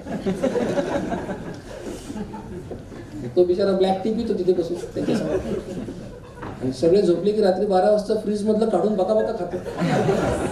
कोणी पाहायला नको. नाही, असं मन मारून काय होणार नाही. पिझ्झा खावायचं वाटलं खाता आला पाहिजे माणसाला, जे खावायचं वाटतं ते खाता आलं पाहिजे, आयुष्यभर आनंदाने करता आलं पाहिजे. असं जर काही असेल तर ते डाएट प्लॅन राहणार नाही, ती लाईफस्टाईल होईल तुमची. आणि what can succeed in the lifestyle, diet plan can never succeed, हे लक्षात ठेवा. अशा एखाद्या लाईफस्टाईलच्या मी शोधामध्ये होतो, आणि माझ्या नशिबाने मला एका मित्रांनी डॉक्टर जिचकरांचं लेक्चर आणून दिलं. तर मला हे ऐक, एवढे सगळे प्रयोग केले तर हे पण करून पहा. ते व्याख्यान मी ऐकलं. त्या जिचकरांनी साधा सोपा सल्ला दिला होता. काय सल्ला सांगितलं त्यांनी, जे मी तुम्हाला सांगणार आहे आता. त्यांनी सांगितलं, निरोगी राहायचं असेल दिवसात 2दा जेवा. इतर वेळा तोंड उघडायचं तर बोलण्यासाठी, नाही तर पाणी पिण्यासाठी, एवढंच. मला काही पटलं नाही. मी ते 5-6 वेळा व्याख्यान ऐकलं. म्हणजे जिचकार असं म्हणतात का कमी खा, असं म्हणत नाही. गोड खाऊ नका, तसं म्हणत नाही. तेल तूप खाऊ नका, तसं पण म्हणत नाही. नॉनव्हेज खाऊ नका, तसंही म्हणत नाही. मग नियम काय, फक्त 2दा जेवा हा नियम आहे. 2दा जेवा असा नियम आहे. काय खायचं, किती खायचं, ह्याला काही बंधन नाही. मला काही पटलं नाही. म्हटलं हे कसं काय शक्य आहे. पण मी असा विचार केला की डॉक्टर जिचकरांसारखा विद्वान माणूस काही सांगत असेल आणि त्यांचं व्याख्यान तुम्ही ऐका, ती तळमळ तुम्हाला अपील करेल. नॉलेज तर आहे, पण तळमळ जी असते समाजाचं भलं करणे, तुम्हाला अपील होईल. मी म्हटलं ठीक आहे, आपण डोकं बाजूला ठेवू 3 महिने. आणि मी तुम्हाला तेच सांगणार आहे की डोकं बाजूला ठेवा 3 महिने. खूप विचारवंत आहे, डोकं बाजूला ठेवा 3च महिने. आणि तो प्रामाणिकपणे प्रयोग केला मी 3 महिने. 3 महिन्यामध्ये माझं वजन 8 किलो कमी झालं, पोटात वगैरे 2 इंच कमी झालं. लोक विचारला लागले तुम्ही काय करताय काय करताय. तेव्हा मला पटलं की खरंच डॉक्टर जिचकार म्हणतात तो साधा सोपा उपाय अतिशय प्रभावी आहे. आणि मग मी दिसेल त्याला सांगायला सुरुवात केली. विद्यार्थी, नातेवाईक, मित्रमंडळ. माझी अवस्था अशी झाली होती त्यावेळेला की रस्त्यांचा मला अनोळखी माणूस दिसला पोट सुटलेला तर मी पळत जाऊन त्याला धरायचो आणि सांगायचो की तुझ्यासाठी माझ्याकडे काहीतरी आहे. आणि असंच आता तुमच्याकडे होणार. तुम्ही उद्यापासून हे सगळं करणार आणि 3 महिन्याने तुमचं पोट कमी झालं की तुम्ही पोटवाले शोधणार. ही आपली नैसर्गिक प्रेरणाच आहे ना. आपल्याला फायदा झाला तर आपण जवळच्या लोकांना सांगतोच ते. म्हणून ते अभियानावर लोकप्रिय झालेलं आहे. एकमेकाला सांगूनच झालेलं आहे. एका जाहिराती करून नाही झालेलं. तर एखादी गोष्ट आपण करतो त्याच्यामागचा सिद्धांत माहिती असेल तर आपल्याला कोणी त्या मार्गापासून भरकटू शकत नाही. आणि जगात बुद्धिमान लोकांची कमतरता नाही आहे, पण जगात चांगलं इंटेन्शन असणाऱ्या लोकांची कमतरता आहे. लक्षात ठेवा. सिद्धांत काय साधा सोपा आहे. हा सिद्धांत आपला असं सांगतो की तुमच्या रक्तामधलं इन्शुलिनचं प्रमाण वाढलं, इन्शुलिन नावाच्या हार्मोनचं प्रमाण वाढलं तर तुम्ही लठ्ठ होता, तुम्हाला इन्शुलिन रेझिस्टन्स येतो आणि पुढे टाईप 2 डायबिटीस होतो. असा सिद्धांत आहे. आता इन्शुलिन एक हॉर्मोन आहे, मराठीत त्याला संप्रेरक असं म्हणतात. आणि तुमच्या शरीरामध्ये पोटात डाव्या बाजूला जठराच्या खाली एक ग्रंथी आहे ज्याचं नाव आहे पॅन्क्रियास किंवा मराठीत स्वादुपिंड. त्याच्यातून इन्शुलिन तयार होत असतं. आता इन्शुलिन तयार होण्याचे 2 मार्ग तुमच्या शरीरामध्ये आहेत. एकाला आम्ही म्हणतो बेसलाईन सिक्रेशन किंवा पायाभूत स्त्राव. म्हणजे काय की 24 तास तुमच्या पॅन्क्रियासमधून थोडं थोडं थोडं थोडं इन्शुलिन बाहेर येत राहतं. किती येतं तर दिवसभरामध्ये 18 ते 32 युनिट एवढं येतं. याचं वैशिष्ट्य असं की तुम्ही ते थांबवू शकत नाही, तुमच्या हातात नाही, ते होत राहणार आणि ते जिवंत राहण्याकरता तुम्हाला आवश्यक आहे. इन्शुलिन निर्माण होण्याचा दुसरा मार्ग असा आहे की तुम्ही काही खा, इन्शुलिन तयार होतं. आता अपेक्षा अशी आहे की तुम्हाला जेवढं इन्शुलिन एकूण लागतं दिवसात त्याच्या 50% बेसलाईन पद्धतीने यावं, 50% तुम्ही खाण्यामध्ये तयार करा. म्हणजे जर 18 ते 32 बेसलाईन आहे तर 18 ते 32 तुम्ही खाण्यामध्ये तयार करावं अशी अपेक्षा आहे. आता जे इन्शुलिन तुम्ही खाण्यामध्ये तयार करता त्याचं वैशिष्ट्य लक्षात घ्या. ते वैशिष्ट्य असं आहे की तुम्ही जेव्हा इन्शुलिन निर्माण करता खाल्ल्यावर तेव्हा प्रत्येक वेळेला एका विशिष्ट प्रमाणात इन्शुलिन निर्माण करता. एका विशिष्ट प्रमाणात म्हणजे काय, सोप्या भाषेत मी सांगतो की तुमचं इन्शुलिन निर्माण करण्याचं एक माप आहे. कोणाचं ते माप 2 युनिटचं आहे, कोणाचं 4चं, कोणाचं 5चं, कोणाचं 20चं आहे. म्हणजे जेव्हा तुम्ही खाता त्या प्रत्येक वेळेला तुमचं एक माप इन्शुलिन पडतं. म्हणजे समजा 4 लोकांना मी एक पोळी खायला दिली 25 ग्रॅम वजनाची, तर याचं माप 2 युनिटचं आहे तो 2 तयार करेल, ज्याचं 20चं आहे तो 20 तयार करेल. हे प्रत्येकाचं वेगवेगळं आहे. याचं दुसरं वैशिष्ट्य असं आहे की तुम्ही एक पोळी खाल्ली तरी एक माप, 2 पोळ्या खाल्ल्या तरी एकच माप इन्शुलिन निर्माण होतं. म्हणजे ऑल ऑर नन फेनॉमेना आहे. म्हणजे जसं जसं जास्त खाल्लं तसं जास्त इन्शुलिन असं नाही आहे. कमी खा किंवा जास्त खा, मोर ऑर लेस सारखंच इन्शुलिन तयार होतं. आणि शेवटचं वैशिष्ट्य असं की एकदा तुमचं माप रिकामं झालं की भरायला 55 मिनिटं लागतात. व्यवहारामध्ये याचा अर्थ काय की तुम्ही जेवायला बसले आणि 55 मिनिटात जेवण संपवलं तर इन्शुलिनचं माप एकदा रिकामं होतं. 55च्या पुढे गेलात तर प्रत्येक 55 मिनिटाला एकदा रिकामं होतं. म्हणून आपल्या डाएट प्लॅनमध्ये 55 मिनिटाच्या आत जेव्हा असा सल्ला आहे की आपलं इन्शुलिन कमी तयार करायचं आहे. म्हणून काय काय सांगितलं, इन्शुलिन पॅन्क्रियासमध्ये तयार होतं. 2 प्रकारे तयार होतं. बेसलाईन 18 ते 32 युनिट तुम्ही थांबवू शकत नाही, जिवंत राहण्याकरता आवश्यक आहे. जे इन्शुलिन खाण्यामध्ये तयार करता त्याचं वैशिष्ट्य सांगितलं, कमी खा किंवा जास्त खा, एका विशिष्ट प्रमाणात तुम्ही दरवेळेला इन्शुलिन तयार करता. आणि एकदा तयार केलेलं इन्शुलिनची परत तयार करायला 55 मिनिटं लागतात. हे तुम्हाला मी इन्शुलिन निर्मितीचं थेअरी सांगितली. आता इन्शुलिनचं काम काय लक्षात घ्या. लक्षात घ्या की खाल्ल्यानंतर तयार होत आहे. त्याचं कारण असं आहे की अन्न खाल्ल्यानंतर त्याचं जेव्हा डायजेशन होतं, पचन होतं, त्या पचनानंतर जे एंड प्रोडक्ट्स रक्तामध्ये येतात त्याचा वापर करणं हे इन्शुलिनचं काम आहे. तुम्ही घरी जेवायला बसलात तर 7-8 पदार्थ खाता, लग्नाला वगैरे गेलात तर 50-60 पदार्थ असतात. शरीराची गंमत अशी की तुम्ही 1 पदार्थ खा नाही तर 1000 पदार्थ खा, डायजेशन झाल्यानंतर रक्तात 3च गोष्टी येतात. कर्बोदकांपासून ग्लुकोज, प्रथिनांपासून अमायनो ॲसिड्स आणि तेलतूप चरबी किंवा फॅटपासून फॅटी ॲसिड. म्हणजे पदार्थ किती खा, रक्तात काय येणार शेवटी, ग्लुकोज, फॅटी ॲसिड आणि अमायनो ॲसिड. तिसरं अजून चौथं काही येत नाही. तुमचं शरीर हे 10,000 अब्ज पेशींचं बनलेलं आहे. सेल्स सगळ्यात लहान घटक शरीराचा पेशी आहे. आणि या सगळ्या पेशींना काम करायला ऊर्जा लागते. म्हणजे सगळ्या पेशींना जेवढी ऊर्जा लागते तेवढी तुमची ऊर्जेची गरज, दैनंदिन गरज. तर सरासरी तुम्हाला दिवसाला 2000 कॅलरीज ऊर्जा लागतात. वजनानुसार, कामाच्या स्वरूपानुसार त्यात फरक होईल, पण सामान्यपणे ॲव्हरेज 2000 कॅलरीजचा ॲव्हरेज आहे. आता शरीर ऊर्जा कशी मिळवतं? 2 मार्ग आहेत. एक आहे ग्लुकोज. 1 ग्रॅम ग्लुकोज जाळलं 4 कॅलरी ऊर्जा मिळते. पण तुम्ही जर 1 ग्रॅम फॅटी ॲसिड किंवा चरबी जाळली तर तुम्हाला 9 कॅलरी ऊर्जा मिळते. म्हणजे चरबी जाळल्याने ग्लुकोजच्या तुलनेत 2.25 पट ऊर्जा मिळते. मग तुम्ही जर पेशी असाल तर तुम्ही काय जाळा? ग्लुकोज जाळाल का फॅटी ॲसिड? फॅटी ॲसिड जाळ. तसं शरीराच्या सगळ्या पेशींना फॅटी ॲसिड जाळायला आवडतं. याला अपवाद फक्त मेंदूच्या पेशींचा आहे. त्यांना ग्लुकोजच आवडतं, त्यांना फॅटी ॲसिड आवडत नाही. आता तुम्ही असा विचार कराल की तुम्ही खाल्लं की तुमच्या रक्तामध्ये ग्लुकोज फॅटी ॲसिड आलेलं आहे आणि रक्त सगळ्या पेशींपाशी जाणार आहे. मग काय व्हायला पाहिजे? रक्तातलं ग्लुकोज पेशीत गेलं पाहिजे असं तुम्हाला वाटेल. पण एवढं साधं सोपं नाही. याचं कारण असं आहे की प्रत्येक पेशीवर एक कुलूप लागलेला आहे. त्याला आम्ही तांत्रिक भाषेमध्ये इन्शुलिन रिसेप्टर असं म्हणतो. याचा अर्थ काय की तुमच्या रक्तामध्ये खूप ग्लुकोज आहे, पण जोपर्यंत पेशीचं कुलूप उघडलं जात नाही तोपर्यंत ग्लुकोज पेशीत जाऊ शकत.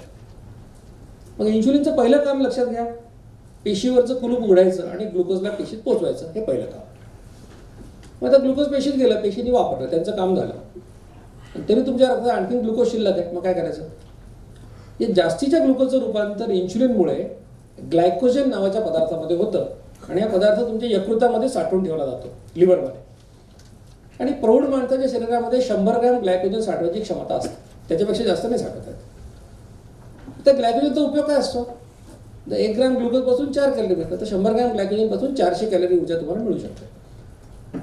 तर उपयोग असा असतो की तुम्ही समजा 10-12 तास नाही खाल्लंच नाही, तुम्हाला खायलाच नाही मिळालं 10-12 तास 15 तास, रक्तातली ग्लुकोज संपली, तरी देखील तुमचा मेंदू काम करतो, हृदय काम करतो, त्याला ऊर्जा लागते. मग ती ऊर्जा कुठून मिळवायची? अशा वेळेला शरीर यकृतातलं ग्लायकोजन बाहेर काढतं आणि 400 कॅलरी ऊर्जा तुम्हाला सप्लाय करतं. म्हणजे अडीनडीला तुम्हाला मदत व्हावी म्हणून निसर्गाने सोय केलेली आहे. म्हणजे इन्शुलिनची 2 कामं तुमच्या लक्षात आली की ग्लुकोज पेशी पोहोचवणे लॉक उघडून, दुसरं काम ग्लुकोजचं रूपांतर ग्लायकोजनमध्ये करणे आणि साठवणे. आता लक्ष देऊन ऐका, ही 2 कामं झाल्यानंतर जर आणखीन ग्लुकोज रक्तामध्ये शिल्लक असेल तर या जास्तीच्या ग्लुकोजचं रूपांतर इन्शुलिनमुळे फॅटी ॲसिडमध्ये होतं आणि ते चरबीच्या रूपात साठवलं जातं. आता पुष्कळ लोकांच्या डोक्यात प्रकाश पडला की मी तेल खात नाही, तूप खात नाही, अंड्यातलं पिवळं सुद्धा फेकतो, तरी माझं पोट का सुटलं, तरी मी लठ्ठ कशामुळे झाला? तर लठ्ठ होण्यासाठी तेल तूप खायची गरज नाही, पोळी भात खाऊन पण तुम्ही लठ्ठ होऊ शकता. कारण पोळी भात वरणातलं जे ग्लुकोज आहे त्याचं रूपांतर फॅटी ॲसिडमध्ये केलं. कुणी केलं? इन्शुलिन केलं. या सगळ्या गोष्टीतला व्हिलन कोण आहे? तर इन्शुलिन आहे. मग इन्शुलिन अमायनो ॲसिडचं रूपांतर वेगळ्या प्रोटीन्समध्ये करतो, शरीर ते वापरतं. फॅटी ॲसिडचं रूपांतर चरबीत करून ते साठवूनच ठेवतो. मग अशा प्रकारे शरीरामध्ये ऊर्जा साठवणे आणि विविध घटकांची निर्मिती करणे हे काम इन्शुलिन करतो. म्हणून त्याला ॲनाबोलिक हॉर्मोन किंवा संग्राहक संप्रेरक असं म्हणतात. समजा इन्शुलिनची लेवल वाढली रक्ताची तर काय होईल? याला तांत्रिक भाषेमध्ये हायपर इन्शुलिनेमिया असा शब्द आहे. गुगलवर जा आणि शब्द टाका, हायपर इन्शुलिनेमिया. तुम्हाला शेकडो रिसर्च पेपर वाचायला मिळतील, शेकडो. आणि गंमत अशी की एकही रिसर्च पेपर असं म्हणत नाही की आरोग्यासाठी चांगलं आहे. कुठलाही पेपर घ्या, तो म्हणतो आरोग्यासाठी वाईट आहे. इन्शुलिनची लेवल वाढणं आरोग्यासाठी वाईट आहे. काय होईल? वजन वाढेल, ब्लड प्रेशर वाढेल, कोलेस्ट्रॉल वाढेल, हार्ट अटॅकची शक्यता वाढेल, सगळ्या वाईट गोष्टी घडतील. आणि सगळ्यात भयंकर काय होईल तर इन्शुलिन रेझिस्टन्स निर्माण होईल. म्हणजे काय समजून घ्या की इन्शुलिन रेझिस्टन्स म्हणजे काय? मी तुम्हाला सांगितलं की माणसाचं शरीर हे उत्क्रांतीमध्ये बघायला गेलं तर उपाशी राहण्यासाठी निर्माण झालेलं आहे. आपल्या पेशींची अपेक्षा काय की खाल्ल्यावर इन्शुलिन निर्माण व्हावं आणि काम संपलं की पुन्हा 0 लेवलला जावं, ही त्यांची अपेक्षा आहे. कारण इन्शुलिनचं काम तेव्हा खाल्ल्यावर सुरू होतं, काम करावं आणि निघून जावं, त्यांनी 0 लेवलला यावं. आता समजा उदाहरण घ्या, एखादा माणूस आहे की ज्याचं माप इन्शुलिनचं 5 युनिटचं आहे, हे खाल्लं की तो 5 युनिट तयार करतो. पण याने काय केलं की इन्शुलिनची लेवल वाढवून ठेवली. तर पेशींना ती सवय नाही आहे. पेशींना काय पाहिजे? खाल्ल्यावर यावं, नंतर 0ला जावं. ते गेलंच नाही, वरच राहिलं तर काय होतं? पेशी त्याला विरोध करतात. काय करतात? आकार बदलतात. आकार बदलला की ते कुलपाचा आकार बदलतो. कुलपाचा आकार बदलला की त्याला किल्ली बसत नाही इन्शुलिनची. मग काय होतं? त्याने काही खाल्लं की रक्तामध्ये ग्लुकोज येते डायजेशन झाल्यानंतर. इन्शुलिन असतं 5 युनिट, पण रेझिस्टन्स असल्यामुळे ग्लुकोज काही पेशीत जाऊ शकत नाही. पेशींची उपासमार होते, मेंदूला संदेश जातो, खायला मिळत नाही. मेंदू म्हणतो आता याचं काही 5 युनिटनी काम होत नाही, याचं माप आता वाढवून द्या, 5 चं 10 करा. म्हणजे जो माणूस दरवेळेला खाल्लं की 5 युनिट तयार करायचा, तो आता 10 युनिट तयार करायला लागतो. मग काय होतं, आता रक्तामध्ये 10 युनिट इन्शुलिन यायला लागतं प्रत्येक वेळेला खाल्लं. मग जास्त इन्शुलिनमुळे धक्काबुक्की करून ग्लुकोज पेशीत जायला लागतं. असं एक 5-6 महिने चालतं ते. पुन्हा रेझिस्टन्स वाढतो, मेंदू म्हणतो 10चं 15 करून द्या, पुन्हा 5-6 महिन्यांनी 15चं 20 करून द्या. असं करता करता एक अवस्था अशी येते की तुमच्या रक्तामध्ये भरपूर ग्लुकोज आहे, तुमच्या रक्तामध्ये भरपूर इन्शुलिन आहे, पण ती ग्लुकोज काही पेशीत जाऊ शकत नाही, कारण रेझिस्टन्स खूप जास्त आहे. ती रक्तामध्ये अडकून पडते, लघवी वाटे बाहेर पडायला लागते. आणि मग नाईलाजाने तुमचं शरीर ऊर्जेसाठी तुमचे मसल्स म्हणजे स्नायू किंवा प्रोटीन्स वापरायला सुरुवात करतात. मग तुम्ही खंगायला लागता, झडायला लागता, मग डॉक्टरकडे जाता. मग उपाशी पोटी 300 आणि जेवल्यानंतर 400 असं तुमचा साखरेचा रिपोर्ट येतो. आणि मग आम्ही तुम्हाला टाईप 2 डायबिटीसचा शिक्का मारतो. मग ज्या लोकांनी हातवर केले आम्हाला डायबिटीस आहे, त्यांच्या काय लक्षात आलं आता की तुम्हाला डायबिटीस याच्यामुळे नाही झालेला की तुम्ही इन्शुलिन निर्माण नाही केलं, तुम्हाला डायबिटीस याच्यामुळे झाला की तुम्ही एवढं इन्शुलिन निर्माण केलं पण ते सगळं बिनकामाचं आहे, इनइफेक्टिव्ह आहे, म्हणून तुम्हाला डायबिटीस झालेला आहे. म्हणजे वजन वाढणे, इन्शुलिन रेझिस्टन्स आणि टाईप 2 डायबिटीस हे एकाच हायवेवरचे माइलस्टोन्स आहेत. आणि या सगळ्यामागे कारण काय, इन्शुलिनचे लेवल वाढणे हे या सगळ्यामागचं कारण आहे. समजा तुम्ही इन्शुलिनची लेवल कमी केली तर काय होईल, सगळ्या उलट्या गोष्टी सुरू होतात. आधी रक्तातली ग्लुकोज वापरली जाईल, आम्ही म्हणतो रक्तातले ग्लुकोज म्हणजे खिशातले पैसे. त्याच्यानंतर तुम्ही खाल्लं नाही तर ग्लायकोजन बाहेर निघेल लिव्हरमधलं, ते वापरलं जाईल, त्यातून 400 कॅलरी मिळतील, तेही संपलं. आता मग यकृताचं ग्लायकोजन म्हणजे काय म्हणतो आम्ही, कपाटातले पैसे. आता खिशातले पैसे संपले, कपाटातले संपले, पैसे लागले तर काय करायला, आता बँकेत जाल की नाही. सुखासुखी कोणी बँकेत जात नाही, सगळे पैसे संपल्याशिवाय. एफडीला तर कोणी हातच लावत नाही. तसं शरीर ऊर्जेसाठी चरबीच्या फिक्स डिपॉझिटला हात तेव्हाच लावतं जेव्हा त्याचं ग्लुकोज आणि ग्लायकोजन संपतं. लक्षात काय आलं आपल्या, आता या जगात ज्याला कोणाला चरबी कमी करायची आहे, ज्याला कोणाला पोट कमी करायचं आहे, ज्याला वजन कमी करायचं आहे, त्याच्या पुढे निसर्गाने एक मार्ग दिलेला आहे, एकच नैसर्गिक मार्ग आहे, तो म्हणजे इन्शुलिनची लेवल कमी करणे. दुसरा कुठला मार्ग नाही. मग जर तुम्हाला इन्शुलिनची लेवल उद्यापासून कमी करायची असेल तर काय कराल, कमी खाणार का कमी वेळा खाणार, कमी वेळा खाणार. पण कमी खाल्लं का जास्त खाल्लं का इन्शुलिन तेवढंच येणार आहे. म्हणून कमी वेळा खाणे हे आपल्या प्रश्नाचं उत्तर आहे. इथपर्यंत आपण सगळे लोक आता आलो. मग आता उपाय,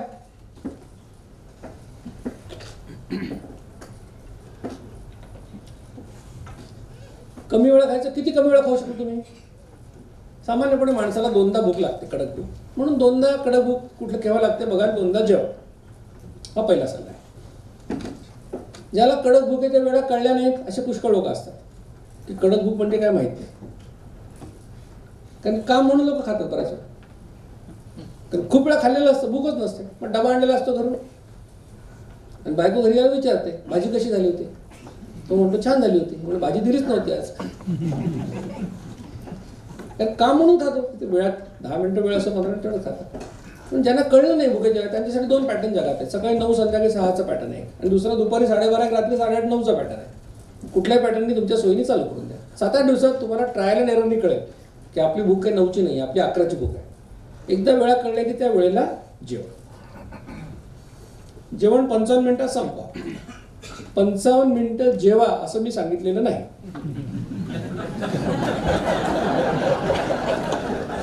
मग आश्चर्य वाटतं, मोठे मोठे डॉक्टर माझ्याशी वाटत ते 55 मिनिटं कसं खायचं. अरे मी कुठे सांगितलं त्याला, मी सांगितलं 55 मिनिटं जास्तीत जास्त वेळ. का, त्याचं लॉजिक काय, कारण इन्शुलिन एकदा सिक्रेट करायचं आहे म्हणून 55 मिनिटं, जास्त पुढे गेलात तर 2दा होईल म्हणून.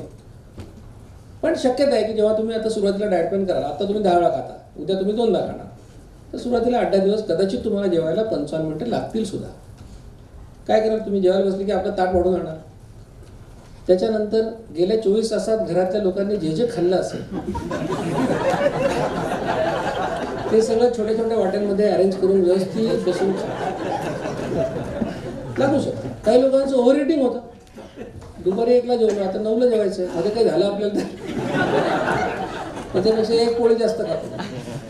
असं होईल सुरुवातीला. 7-8 दिवसामध्ये ते सगळं संपतं, काही काळजी नका. 2 जेवणांच्या मध्ये काही खाऊ नका. हे सगळ्यात अवघड गोष्ट वाटते लोकांना, पण बेस्ट रिझल्टसाठी हे आवश्यक आहे. गोड जेवढं कमी खाल तेवढं आरोग्यासाठी चांगलं. गोडचा अर्थ गूळ, साखर, मध, शुगर फ्री हे सगळं हानिकारक आहे. डायबिटीजवाल्यांनी खाऊच नका, बाकी त्यांनी जेवढं कमी खाल तेवढं आरोग्यासाठी तुमच्या चांगलं आहे. आणि जेवणातले प्रोटीन्स वाढवा. नॉनव्हेज लोकांना प्रॉब्लेम नाही, पण नॉनव्हेजचा प्रॉब्लेम काय आपल्याकडे? तर नॉनव्हेज आहे का तू? व्हेज आहे म्हणून नॉनव्हेज आहे. मग किती वेळा खातो चिकन? म्हणून पार्टीत गेलो महिन्यातून 1-2दा खातो. ह्याला नॉनव्हेज म्हणत नाही. नॉनव्हेज म्हणजे काय? जो आठवड्यातून 4-5 दिवस खातो, सकाळ संध्याकाळ खातो, तो नॉनव्हेज. महिन्यातून एकदा खाणारा कुठला नॉनव्हेज? त्याला काय प्रोटीन मिळेल त्याच्यातून? म्हणून जे लोक खरोखर नॉनव्हेज आहे इतक्या वेळा खातात त्यांना प्रोटीन चांगली मिळतात. चिकन, फिश, मटनमध्ये मिळतात.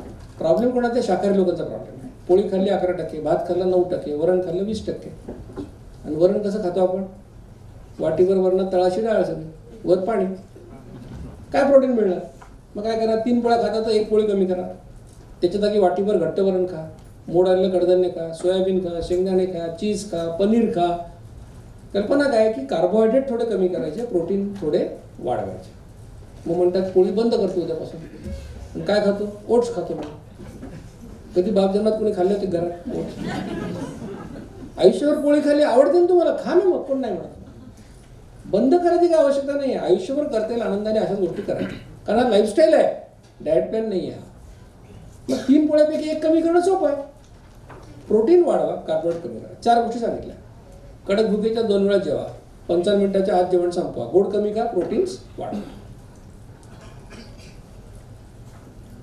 पुष्कळ लोकांनी सुस्कारा सोडला, चल काहीतरी आहे मध्ये. पण जास्त आनंदी व्हायच्या आधी लाल अक्षरात काय लिहिलं ते वाचा. फॉर बेस्ट रिझल्ट्स आधीमध्ये काही खाऊ नका. काय चालतं? पाणी चालेल, घरी बनवलेलं पातळ ताक चालेल, 2 चमचे दह्यामध्ये ग्लासभर ताक बनवा. 2 चमचे म्हणजे 10 ते 15 ml दही. 2 चमचे मोठे भाजीचे नाही चमचे. ब्लड प्रेशर नसेल तर मीठ पण टाकू शकता, बाकी काही टाकायचं नाही. ग्रीन टी चालेल, ब्लॅक टी चालेल, 25% दुधाचा चहा सुद्धा चालेल. कशातच साखर किंवा शुगर सबस्टिट्यूट टाकायचं नाही. ब्लॅक टीचा खूप लोकांना प्रॉब्लेम येतो की कडू असतो, पिता येत नाही, त्रास होतो. म्हणून तुम्हाला सांगतो ब्लॅक टी चहा तयार कसा करायचा. कारण भारत, पाकिस्तान, बांगलादेश 3च देश असे जगात जे चहा शिजवून पितात. हॉटेलमध्ये शिजवत असतो चहा. चहा असं पित नाही कोणी. ब्रिटिशांनी चहा आणला असं पित नाहीत ते. काय करायचं? पाणी गरम करा, कपावर तुम्ही गाळणी ठेवा, त्याच्यामध्ये चहाची पत्ती टाका. किती? एका कपाला पाव चमचा पुरते, आणि त्याच्यावर ते गरम पाणी होता, खाली जे उरतं त्याला ब्लॅक टी म्हणतात. असा ब्लॅक टी तुम्हाला खरोखर चहाचं फ्लेवर येईल आणि कडू लागणार नाही. तुम्ही किती पिऊ शकता. म्हणजे चहाची तुमची अडचण मी सोडवली आता. नारळ पाणी चालतं, मलई खायची नाही. 40 रुपयाच्या शाळा आणल्या, मलई वाया कशी घालवायची? वाया कसं घालवायचं या 3 शब्दामुळे निम्मा भारत लठ्ठ झाले नाही. आणि ज्या महिलांची मुलं 1-2 वर्षाची आहेत त्या 80% लठ्ठ झाले या 3 शब्दांमुळे. काय करतात ते? 1.5 वर्षाचा मुलगा, त्याच्यासाठी शिरा बनवतात.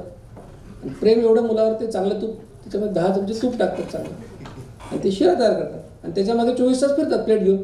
खा रे खा रे, किती खाणार ते लहान? 4 चमचे, 5 चमचे, 10 चमचे खातं. मग एवढं मोठं शिल्लक राहतं. वाया कसं घालवायचं? घराघरात पद्धत असते. रात्रीची जेवणं झाली की आई म्हणते ते पोळीचा डबा इकडे घे म्हणते, बघू 3 पोळ्या शिल्लक आहे. आपल्या घरात अशी पद्धत नाही म्हणून शिळ ठेवायची. कोण खाणार आहे उद्या? तू अर्धी खा, तू अर्धी खा, तू वाटून टाक. अशा अनेक घरं. मी नेहमी सांगतो की तुम्ही घरातल्या डस्टबिनची काळजी करता, पण शरीराचं तुमच्या डस्टबिन करून देता. शरीरामध्ये अन्न टाकणं सोपं आहे, काढणं अतिशय अवघड. याचं वजन 125 किलो, त्याला विचारा. तो म्हणतो सर हवा खाल्ली तरी वजन वाढतं. फार अवघड आहे कमी करायचं. पण तो वाया घालायला नाही सांगितलं. वाटीत काढून ठेवा, जेवताना खा, एवढंच पण. दिवसभरात 1 टोमॅटो खाल्लेला चालतो, जास्तीत जास्त 1 टोमॅटो खाल्ला. आता हे पदार्थ का सांगितले? कारण हे पदार्थ खाल्ल्याने इन्शुलिन निर्माण होत नाही. असे जे प्रयोग मी स्वतःवर केले, अनेक व्हॉलंटियर्सवर केले, त्यातून आमच्या लक्षात आलं याने इन्शुलिन निर्माण होत नाही. पण 100% सुरक्षित आहे का बा? सगळ्यांसाठीच आहे का? मला माहिती नाही. जेवढे आम्ही प्रयोग केले त्यातून असं लक्षात आलं की हे सेफ पदार्थ त्यातले. आदर्श काय? 2दा जेवणामध्ये पाणी पिणे आदर्श आहे. काही लोक ग्रुपला जॉईन होताना डोक्यात विचार, अजून काय असेल, अजून काय असेल, अजून काय खाता येईल, अजून काय खाता येईल, असा विचार करू नका. पाण्यावर कसं येत येईल बघा. 2 जेवणामध्ये पाणी पिणे हे आपल्यासाठी आदर्श आहे. आता तुम्ही इन्शुलिन किती वेळा तयार करता बघा. हे माझं उदाहरण दिलेलं आहे. 2012 मी किती वेळा तयार करायचो. सकाळी उठले तुम्ही चहा घेतला, हेल्थ कॉन्शियस झाले म्हणून अर्धा चमचा साखर टाकली, पण एक माप पडलं इन्शुलिनचं. मुलगा शाळेत गेला, त्याचा डबा बनवलेला आहे, ते खाऊन पाहिली भाजी कशी झाली, पडलं माप. नवरा उठला, नवरे प्रेमळ असत काय की, तू पण घे म्हणतात चहा थोडा, घेतला अर्धा कप कंपनी, पडलं माप. भाजीवाल्याची घासाघीस केली, त्यांनी सफरचंदाची फोड कापून दिली, खाऊन पहा चांगला आहे म्हणतो, पडलं माप. दगडूशेठचा पेढा खाल्ला अर्धा, पडलं माप. मी तुम्हाला सांगितलं होतं की उद्याचा दिवस आजच्यासारखा तुमच्या आयुष्यात असणार नाही. काही खायला हात पुढे केला की डोक्यात इन्शुलिनची घंटी वाजणार आहे. सुखासुखी काही खाता येणार नाही. उद्या कोणी आलं, काकू परीक्षेत पास झालो, हा पेढा खा. काकू पेढा हातात घेणार, त्याच्याकडे प्रेमाने पाहणार, विचार काय करणार, एवढ्याशा पेढ्यासाठी एक माप इन्शुलिन टाकणं बरोबर आहे काय? काय करते मग आता, वाटीत काढून ठेवते, जेवताना खाते. हे शहाणपण तुम्हाला येईल. बघा किती वेळा इन्शुलिन तयार करतात. हाच डाएट प्लॅन डायबिटीसच्या लोकांना सुद्धा चालतो. थोडा फरक आहे, मी सांगणार आहे. फक्त काय करायचं, या लोकांनी मी सांगितल्याप्रमाणे डॉक्टरांशी त्यांच्या बोलायचं. मी सांगितलेले 2 रिपोर्ट HbA1c फास्टिंग इन्शुलिन करायचे ना आम्हाला पाठवायचे. आम्ही सांगितलं करा तर नक्की करा, तुम्हाला फायदा होईल. आता डायबिटीसचा डाएट प्लॅन आणि वेट लॉसच्या डाएट प्लॅनमध्ये फार थोडा फरक आहे. फरक एवढाच आहे की डायबिटीसच्या लोकांनी जेवताना सुद्धा गोड खायचं नाही, गोड फळं खायचे नाही. पुष्कळ लोकांना असं वाटतं की गोड फळामध्ये आंबा येत नाही. लोक फोन करतात, सर HbA1c वाढलं माझं, डाएट प्लॅन करतात. हो अगदी स्ट्रिक्टली करतो. चालता? हो चालतो. गोड खाता? बिलकुल खात नाही. काय खाता? नाही आंबे रोज खातो. आंबे खाण्याने वजन वाढणार. ते काहीतरी युट्यूबवर व्हिडिओ कोणाचे सांगत असतं मूर्खासारखं, आंबे डायबिटीससाठी चांगले. आणि डायबिटीस लोकांना काय असं कोणते सांगितलं हवंच असतं लोकांना. तुम्हाला हवं ते कोणी बोललं तर तुम्हाला बरं वाटतं, आणि नंतर लोक कोमात जातात. मग हायपरग्लायसेमिया. म्हणजे सांगायचा उद्देश काय की आंबे खाणं परवानगी नाही. गोड फळं, खूप लोकांना गोड फळं म्हणजे मग लोक विचारतात चिक्कू खाऊ का, द्राक्ष खाऊ का. अरे तुला चव सांगितली ना, जिभेला चव नाही कळत का? गोड आंबट फळं चालेल, गोड फळ चालणार नाही. तुला कळत नसेल चव तर फळच खाऊ नको म्हणतो 3 महिने, काय फरक नाही. आणि 2 जेवणांच्या मध्ये डायबिटीसच्या पेशंटला 3च पदार्थ अलाउ केले, पाणी, पातळ ताक आणि ग्रीन टी किंवा ब्लॅक टी.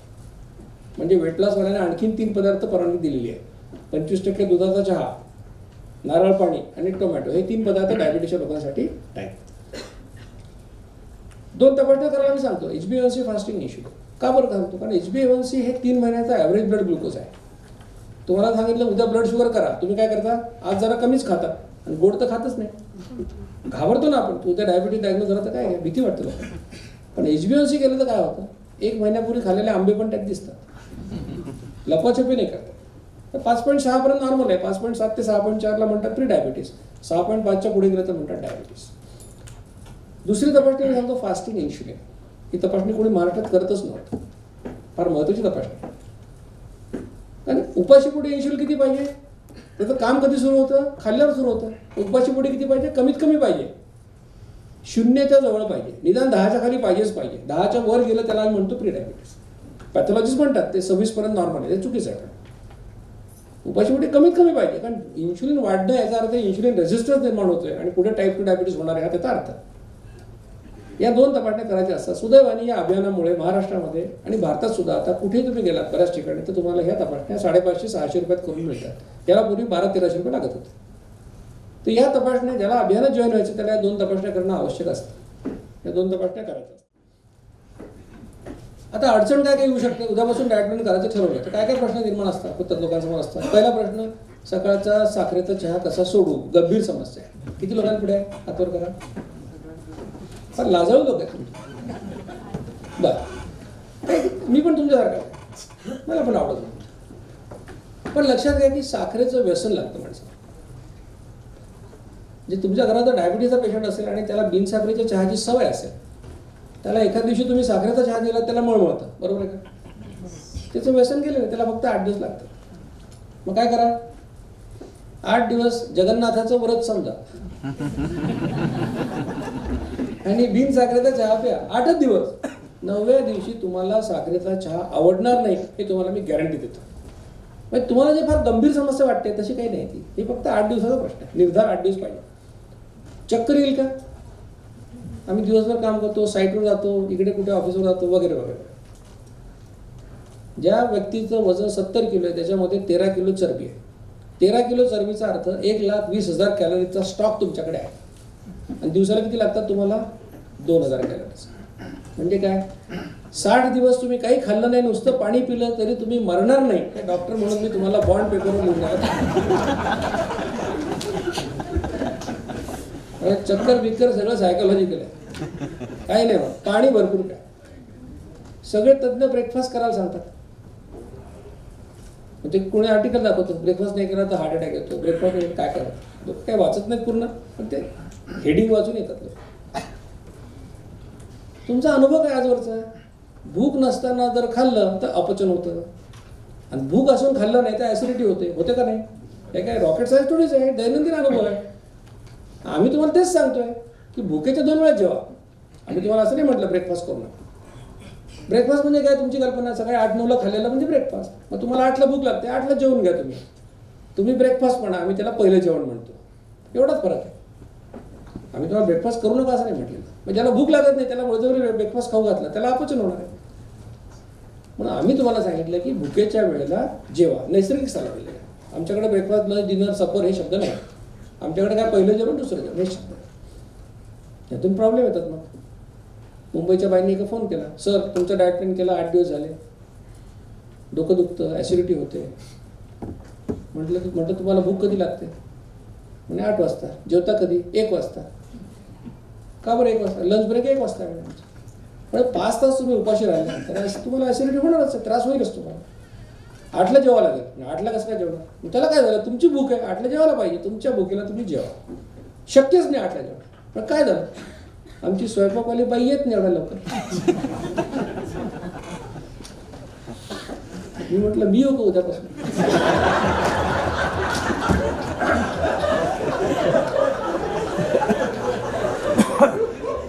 आता तुमचे काय प्रश्न मी सोडवायचे? तुम्ही सगळे हुशार लोक आहे. तुम्हाला मी प्रिन्सिपल सांगितलं की 2दा जेवायचं, काय जेवायचं, कसं जेवायचं, कसं मॅनेज करायचं तुम्ही बघा. त्यामुळे ब्रेकफास्टचा काही प्रश्न नाही. स्नायू झडतील का? स्नायू म्हणजे प्रोटीन्स. शरीरातलं 1 किलो प्रोटीन गेलं तर माणूस मरतो. त्याच्यामुळे कुठलंही शहाणं शरीर ऊर्जेसाठी प्रोटीन कधी वापरत नाही. कधी वापरतात? नाईलाजाने वापरतात. त्यामुळे जे लोक 2दा जेवतात पोटभर त्यांचे मसल काही जात नाही. ॲसिडिटी होईल का? किती लोकांना ॲसिडिटी आहे? हात वर करा. ओके. ॲसिडिटी तुम्हाला काय सल्ला मिळाला आतापर्यंत? थोडं थोडं खात राहा आणि गोळ्या घेत राहा. बरं ना? यांनी जर तुमची ॲसिडिटी गेली असती तर हात कशाला वर केला असतो? याने ॲसिडिटी कधीच जाणार नाही तुमच्या आयुष्यात. तुम्ही काय करायला? आग लावता वीज होता, लावता वीज होता, लावता वीज होता. कार्यक्रम चालू आहे 24 तास. अशी आग विझत नाही कधी. कारण ॲसिड सिक्रेशन इन्शुलिन सारखंच आहे. सुरुवातीला थोड्या प्रमाणात तयार होतं आणि तुम्ही एकच बिस्किट खाल्लं तर थोडं ॲसिड यूज होतं, थोडं शिल्लक राहतं. शिल्लक राहिलं की ॲसिडिटी होते.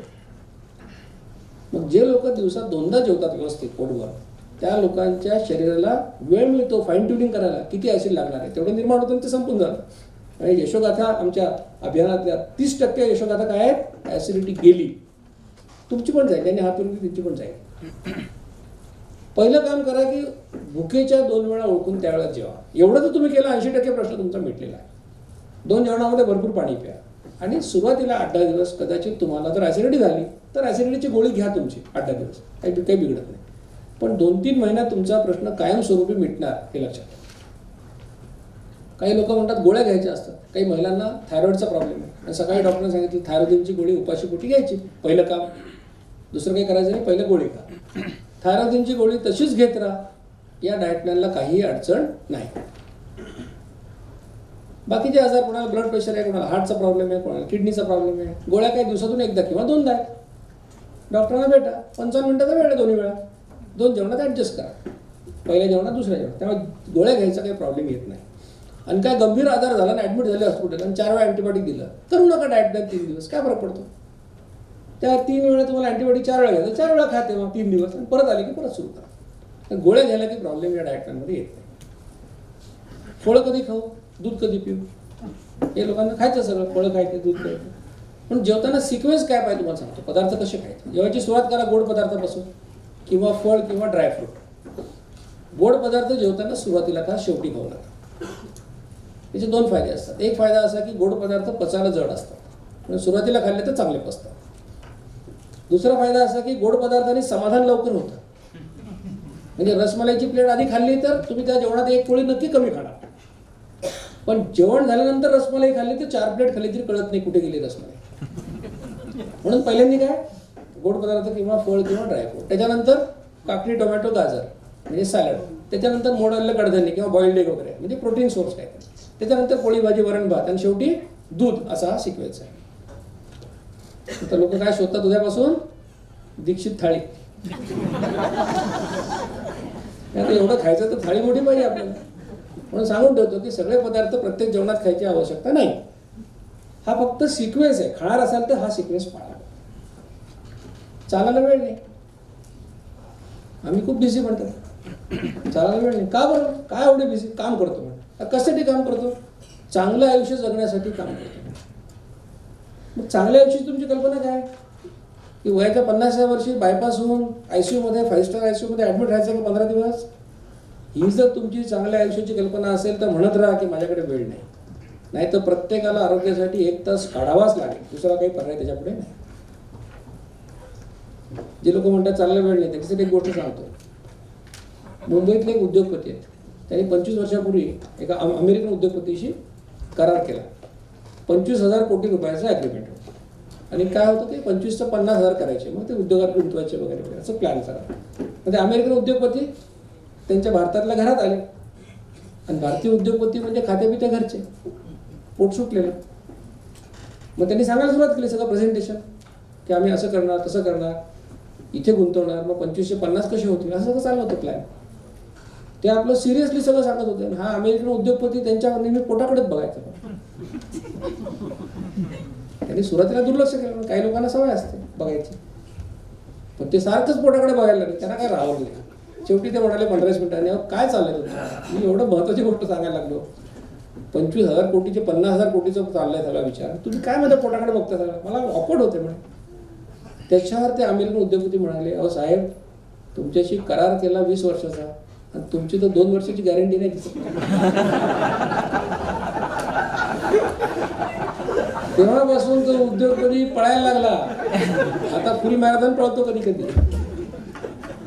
सांगायचं उद्देश काय की जो माणूस 25,000 कोटीची अग्रीमेंट करू शकतो, तो जर पळू शकतो आणि तो 1 तास देऊ शकतो, आपल्याला काय अवघड आहे? मग सगळ्यांनी द्यायला पाहिजे. त्याच्यामुळे तुमच्या बऱ्याचशा प्रश्नांची उत्तर तुम्हाला काय काय अडचणी येऊ शकतात. जगात वजन कमी करण्याचं कोणताही शॉर्टकट नाही. लोक डाएट प्लॅन सुरू करतात. 8 दिवसांनी मला फोन, सर 8 दिवस झाले काहीच नाही अजून. 8 दिवसात काय होणार आहे? काय होत नाही 8 दिवसात. तुमचं वजन वाढलं कसं? जरा स्टोरी बघा तुमची. बाई म्हणते लग्नाच्या वेळेला वजन माझं 48 होतं, पहिल्या बाळंतपणानंतर 58, दुसऱ्या बाळंतपणानंतर 68, आता सगळं स्थिरचावर झालं तर गाडी 80वर आलेली आहे. नवरा म्हणतो लग्नाच्या वेळेला 51 किलोचा होतो, हे सगळं सांभाळता आता मी 85वर आलेलो आहे. हीच परिस्थिती आहे सगळ्यांची. काही लोक तर लग्नाचे अल्बम बघायला घाबरतात, मुलांना दाखवत नाही. मुलं विचारतात कोणाचं लग्न झालं होतं?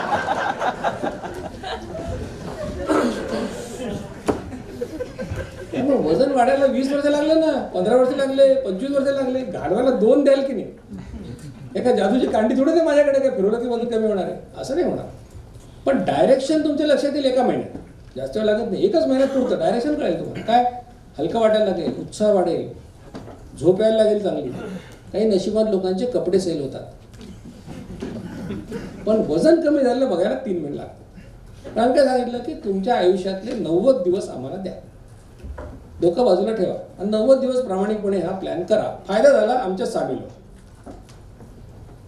भूक मानसिक असते. कामात असलं तर भूक लागत नाही, रिकामं बसलं तर किती खाल्लं कळत नाही. मेंदूमध्ये तहान आणि भुकेची केंद्र जवळजवळ असतात, सेंटर्स. त्याच्यामुळे काय होतं, मेंदूला कन्फ्युजन होतं खूप वेळा की भूक लागली की तहान लागली. मग काय करायचं सोल्युशन? भूक लागल्यासारखं वाटलं तर पहिल्यांदा ग्लासभर पाणी प्यायचं. 99% वेळा लक्षात येईल की आपल्याला भूक लागलेली नव्हती, तहानच लागलेली होती. आणि भुकेपेक्षा नेहमी कमी खावे. भुकी तो सदा सुखी असं म्हटलेलं आहे. लोक दीर्घायुष्य का होतं याचे अनेक अभ्यास झाले जगामध्ये.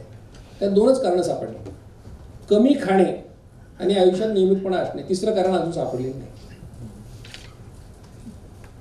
याच्यावर व्यायाम सांगितलं, 45 मिनिटात 4.5 किलोमीटर चाला, सायकल चालवा किंवा पोहा, सलग करा. मात्र 45 मिनिटं सलग. का बरं? पहिली 20 मिनिटं ग्लुकोज जळते, नंतर फॅटी ॲसिड जळतं, म्हणून 45 मिनिटं सलग करायचा व्यायाम. कोणीतरी फोन करतं, दोरीवरच्या उड्या मारल्या तर चालेल का सर? मॅडम वय किती? 57. वजन किती? 95. म्हटलं घराचं फ्लोरिंग चांगलं असेल तर हरकत नाही. गुडघ्याचं काय व्हायचं ते होणारच आहे. असले अघोरी व्यायाम करायचे नाही. दुखापत होईल, इंजुरी असं काय करायचं नाही. म्हणून चालणं साधा सोपा व्यायाम आहे, कोणी करू शकतो. आणि चालणं हे चालण्यासारखं, व्यायाम हा व्यायामासारखा करायचा असतो. कधी कधी ग्राउंडवर जाताना मी कोणी काकू मावशा यांच्या थोडं मागे मागे जातो. एका राऊंडमध्ये घरातले सगळे प्रॉब्लेम समजतात. दुसरा राऊंड लागत नाही. याला गॉसिप म्हणतात, याला व्यायाम म्हणत नाही. आणि काय आमचे पुरुष मंडळी ग्राउंडवर फिरायला येतात. आता गंमत वाटते मला की सगळे लोक असे जात असतात आणि हे 3-4 असे फिरत असतात. काय वया प्रॉब्लेम? पाहतो तर पाय नवीन बूट घातलेले असतात. त्याला विचार, बॉस कितने केली आहे? तो म्हणतो ते तसं 7,000चे होते, नायकीचे होते म्हणून, पण ते ऑनलाईन डिस्काउंट चालू होतं, आता 3.5ला मिळाले म्हणून. त्याला हा प्रश्न दिवसात 4-5 लोकांनी विचारला की त्याचं काम झालं, महिनाभर येत नाही तो. आणि बायकांचा वेगळा प्रॉब्लेम, सकाळी 5:30ला ग्राउंडवर आलेले आहेत. गुलाबी सँडल, गुलाबी ड्रेस, गुलाबी कानातलं, गुलाबी नाकातलं, गुलाबी बेल्ट. काय फॅशन परेड आहे का काय? पाहिलं तर प्रॉब्लेम, नाही पाहिलं तरी प्रॉब्लेम.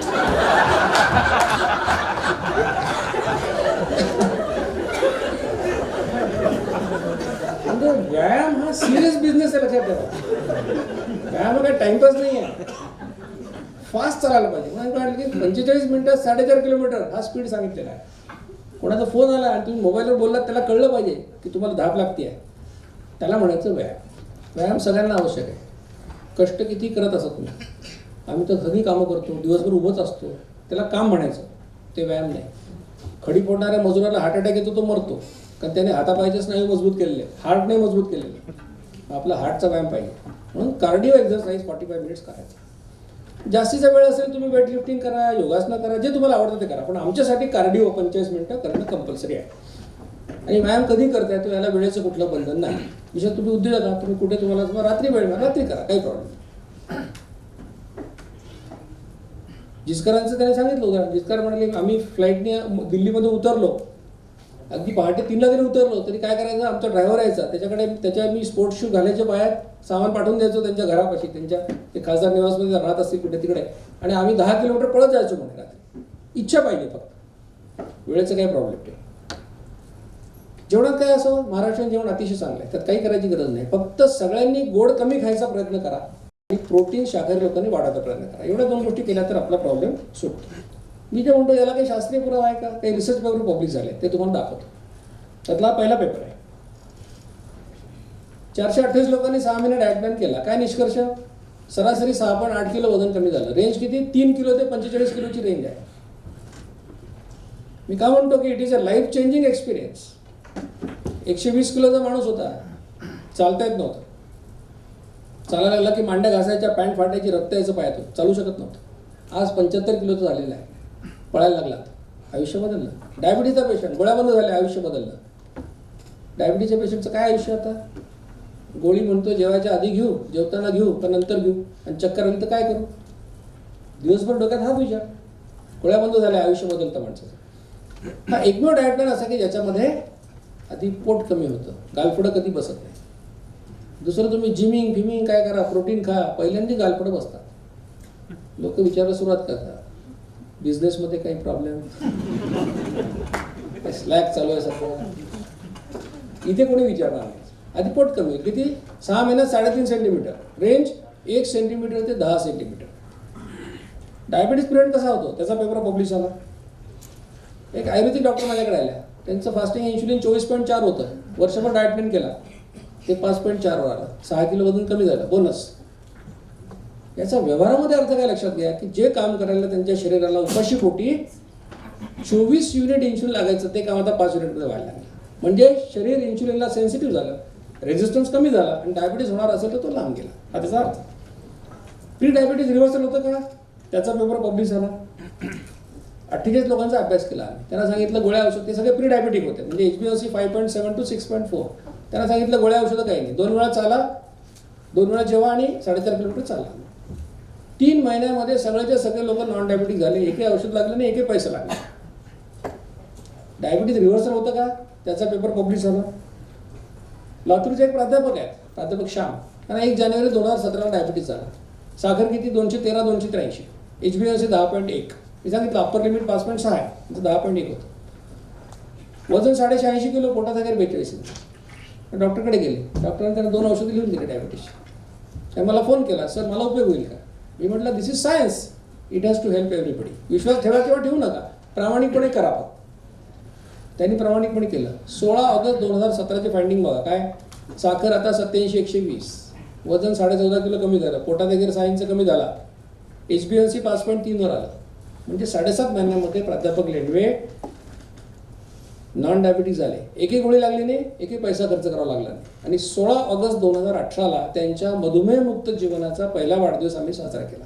आजही त्यांना गोळ्या लागलेल्या नाही. याचा अर्थ काय? उद्या तुम्ही तपासण्या केल्या आणि तुमच्या लक्षात आलं की तुम्ही प्री डायबिटिक आहात किंवा डायबिटिक आहात, घाबरू नका. तुमच्या डॉक्टरांकडे जा. ते डॉक्टर तुम्हाला कदाचित औषधं लिहून देतील. त्यांना तुम्ही एवढंच सांगा की तुम्ही पुण्यात आहात, मी पण पुण्यात आहे, मी कधी औषध घ्यायला तयार आहे तुमच्याकडे. फक्त 3 महिने मला दीक्षित सर सांगतात तो डाएट प्लॅन करून पाहू द्या. किती? 3च महिने. 3 महिन्यामध्ये माझ्या डायबिटिक फ्रंटवर इम्प्रूव्हमेंट जर झाली नाही तर तुमच्या गोळ्या घ्यायला मी तयार आहे. तुम्हाला खात्रीने सांगतो तुमच्यापैकी 95% लोकांना त्या डॉक्टरांकडे डायबिटीजचं औषध घ्यायला जावं लागणार नाही. तुमच्या डायबिटीज तुम्ही रिव्हर्ट करू शकाल, मला कोणाची आवश्यकता नाही. आपल्या देशामध्ये डायबिटीजचं डायग्नोसिस आम्ही पुरेसं लवकर करत नाही, कारण आम्ही शुगरवर करतो. HbA1cवर जर केलं तर 30% लोक जास्तीचे डायग्नोज होतील प्री डायबिटिक म्हणून, आणि मग त्यांना या डाएट प्लॅन केला की ते नॉन डायबिटिक होतं. आणि मधुमेहावर आम्ही जास्तीचे अनावश्यक उपचार करतो. असं का म्हणतोय मी? कारण टाईप 2 डायबिटीज हा लाईफस्टाईल डिसऑर्डर आहे. कारण काय? बिघडलेली जीवनशैली हे कारण आहे. मग एखाद्या आजाराचं कारण जर बिघडलेली जीवनशैली असेल तर त्याचं उत्तर कुठे असणार आहे? जीवनशैली सुधारवा हे असणार आहे. गोळ्या औषधं असू शकत नाही, आणि असं मी म्हणत नाही आहे. हे जगातलं प्रख्यात संशोधन आपल्याला सांगतं. डायबिटीज प्रिव्हेन्शन प्रोग्राम नावाचा मोठा अभ्यास झाला. 3234 प्री डायबिटीज लोकांचा अभ्यास केला. त्यांना 2 गटात डिवाइड केलं. हे सगळे प्री डायबिटिक होते. एका ग्रुपला मेटफॉर्मिन नावाचं औषध दिलं, जे डायबिटीजचे लोक ग्लायकोमेट, लिसिफेज नावाने घेतात. एका ग्रुपला ग्लायकोमेट दिलं, दुसऱ्या ग्रुपला सांगितलं गोळ्या औषधं मिळणार नाहीत, काय करा? व्यायाम करा आणि डायटिंग करा. काय निष्कर्ष निघाला? ज्या लोकांनी मेटफॉर्मिन घेतलं त्यांच्या डायबिटीस होण्याची शक्यता 40% कमी झाली. पण ज्यांनी लाईफस्टाईल मॉडिफाय केली त्यांच्यात ती शक्यता 58% कमी झाली. आणि 18% जास्ती फायदा कोणाला मिळाला? ज्यांनी लाईफस्टाईल मॉडिफाय केली त्यांना मिळाला. मग असं जर असेल तर आमच्या डॉक्टरांनी आम्हाला डायबिटीज झाल्यानंतर गोळ्या द्यायच्या आधी लाईफस्टाईल मॉडिफाय करायचा सल्ला दिला पाहिजे आणि त्यासाठी मदत केली पाहिजे. आता जे लोक डायबिटीसचे पेशंट आहेत त्यांची प्रगती अशीच आहे का बघा. काय प्रगती आहे डायबिटीसच्या पेशंटची? डायग्नोज झाले तेव्हा मेटफॉर्मिन 500 मिलीग्राम चालू होतं, 2-3 वर्षांनी 1000 झालं, 4 वर्षांनी अजून एक गोळी, 7 वर्षांनी अजून एक गोळी, 10 वर्षांनी इन्शुलिन, 15 वर्षांनी किडनी डॅमेज, 20 वर्षांनी डोळे डॅमेज, 25 वर्षांनी पाय कापावा लागला. असंच आहे ना प्रगती सगळ्यांची. कुणी असं म्हणतं का माझी गोळी कमी झाली? कुणी म्हणतं का माझी गोळी बंद झाली? असं कोणी आहे का तुमच्या पाण्यात? नातेवाईक कुणी नाही. असं का बरं घडतंय? काहीतरी चुकतंय. आणि ती चूक कुठे? आमच्या पुस्तकात. आम्हाला काय शिकवलं कॉलेजमध्ये? पहिलं वाक्य शिकवलं की डायबिटीस हा कधीही बरा न होणारा आजार आहे, आणि दुसरं वाक्य शिकवलं की डायबिटीस हा नेहमी वाढत जाणारा आजार आहे. आता मी डॉक्टर आहे, माझ्याकडे पेशंट आला डायबिटीसचा, मला काय माहिती आहे? मी काय याला बरं करू शकत नाही. आणि पेशंटला काय माहिती? मी कधी बरा होणार नाही. दोघांचं एकमत आहे ना, बरा होणार नाही याच्या दोघांचं एकमत आहे. कसं काय बरा होणार? निगेटिव्ह मेंटॅलिटी आहे. आणि आत्तापर्यंत ज्या लोकांना डायबिटीज आहे, कोणाला 5 वर्ष, कोणाला 10 वर्ष, कोणाला 12 वर्ष आहे, स्वतःची फाईल काढून बघा तुमची प्रगती काय झाली. आत्तापर्यंत तुम्ही लक्ष दिलं नसेल कदाचित त्या गोष्टीकडे. तुम्हीच तुमची फाईल बघा की डायग्नोज झालं तेव्हा काय चालू होतं, आता काय चालू आहे. जर गोळ्या वाढल्या असतील, जर त्रास वाढले असतील, तर याचा अर्थ काहीतरी चुकतंय. काय चुकतंय? तुमच्या डॉक्टरांनी तुम्हाला 2 सल्ले दिले. लाईफस्टाईल मॉडिफाय करायला सांगितलं नाही असं नाही, बरोबर आहे, सांगितलं. काय सांगितलं? पहिला सल्ला व्यायाम करा, बरोबर. त्यांना डायबिटीस, त्यांना व्यायाम करायला सांगितलेला आहे, चाला म्हणून सांगितलं, चांगली गोष्ट आहे, आम्ही तेच सांगतोय. त्याच्याबरोबर दुसरा एक सल्ला दिला जो तुम्ही प्रामाणिकपणे पाळला आतापर्यंत. तुम्हाला काय सांगितलं? दर 3-4 तासाला काहीतरी खा, बरोबर आहे का? डायबिटीस लोकांनी खाल्लं की नाही आतापर्यंत? मग ऐकलं ना, 8 वर्ष, 10 वर्ष, 12 वर्ष ऐकलं. त्यांनी गोळ्या बंद झाल्या का? नाही झाल्या. कमी झाल्या का? नाही झाल्या. मग आता डॉक्टरांकडे जा, ती फाईल घेऊन जा. कोणाची एवढी असेल, कोणाची एवढी असेल, ती फाईल घेऊन जा, त्यांना दाखवा, बघावा तुमच्याकडे मी 10 वर्ष ट्रीटमेंट घेतोय आणि माझं काय झालं ते बघा तुमचं ऐकल्यानंतर. नाही, तुम्ही चांगलं आहे तुम्ही सांगितलं, पण माझं असं झालेलं आहे की गोळी माझी 500ची आता 4 गोळ्या सुरू झालेल्या आहेत, इन्शुरन्स सुरू झालेलं आहे. मग आता मला 3 महिने दीक्षित सरांचं ऐकू द्या. किती? 3 महिने. आणि मला मदत करा डॉक्टर म्हणून. तुम्ही माझे डॉक्टर आहात ना, मला मदत करा. तुम्हाला खात्रीने सांगतो की तुमचं शुगर कंट्रोल वाढेल, तुमचं HbA1c कमी व्हायला लागेल, तुम्हाला हायपोग्लायसेमिया व्हायला लागेल, तुमच्या गोळ्यांचे डोस कमी करायला लागतील. हाच एक मार्ग आहे डायबिटीस रिव्हर्ट करण्याचा. यासाठी गरज काय? प्रामाणिक प्रयत्न करण्याची गरज आहे. तुम्ही आणि तुमच्या डॉक्टरांनी दोघांनी मिळूनच करायचं आहे सगळं. आणि त्यासाठी आमचं डायबिटीस रिव्हर्सल सेंटर पण आहे, त्याच्याविषयी मी सांगणारच आहे नंतर. मग मी याच्यावर पुस्तकं लिहिली, डायबिटीस रिव्हर्सल न्यू होप. पण लोकांना पुरावा पुरावा पुरावा द्या पुरावा. याच्यामध्ये अनेक लोकांच्या सक्सेस स्टोरी आहे. तुम्ही आमच्या एफर्टलेस वेट लॉस पेजला तुम्ही भेट देऊ शकता फेसबुकवर. त्याच्यामध्ये शेकडो सक्सेस स्टोरी आहे, शेकडो ऑथेंटिक स्टोरीज, फोटोग्राफ्स आहेत, मोबाईल सहित. त्यांना तुम्ही विचारा खरंच कमी झालं का, लोक सांगतील तुम्हाला त्यांचे अनुभव. त्या सगळ्या success story diabetes reversal new hope नावाच्या पुस्तकात आहे. एफर्टलेस वेट लॉस नावाचं पुस्तक आहे, विनासायास वेट लॉस नावाचं पुस्तक आहे. ही पुस्तकं मी तुमच्यासाठी आणलेली आहे. बाहेर इथे आम्ही स्टॉल लावला आहे. तुम्हाला तर ते जेवढं मी व्याख्यानं सांगितलं तेवढं डाएट प्लॅन करण्यासाठी, त्याचा फायदा मिळण्यासाठी पुरेसा आहे. पण तुम्हाला जास्तीची माहिती पाहिजे असेल, डॉक्टरांची मतं वाचायची असतील, सक्सेस स्टोरी वाचायची असतील, तर ती पुस्तकं विकत घेऊन तुम्ही वाचू शकता. काही उदाहरणं तुम्हाला सांगतो. डॉक्टर राजन वेळुकर हे मुंबई विद्यापीठाचे माजी कुलगुरू आहेत. फेब्रुवारी 2018 मध्ये यांचं HbA1c 10.33 होतं, अनकंट्रोल डायबिटीस. त्यांना डायबिटीस 15-16 वर्षापासून डायबिटीस होता. किती औषधं चालू आहेत बघा, खाली जी टेबल दिली आहे ती 5 औषधं चालू होती डायबिटीसची. कुठलं तरी ब्रेकफास्टला, कुठलं लंच, कुठलं डिनर, अशी औषधं चालू होती वेगवेगळी.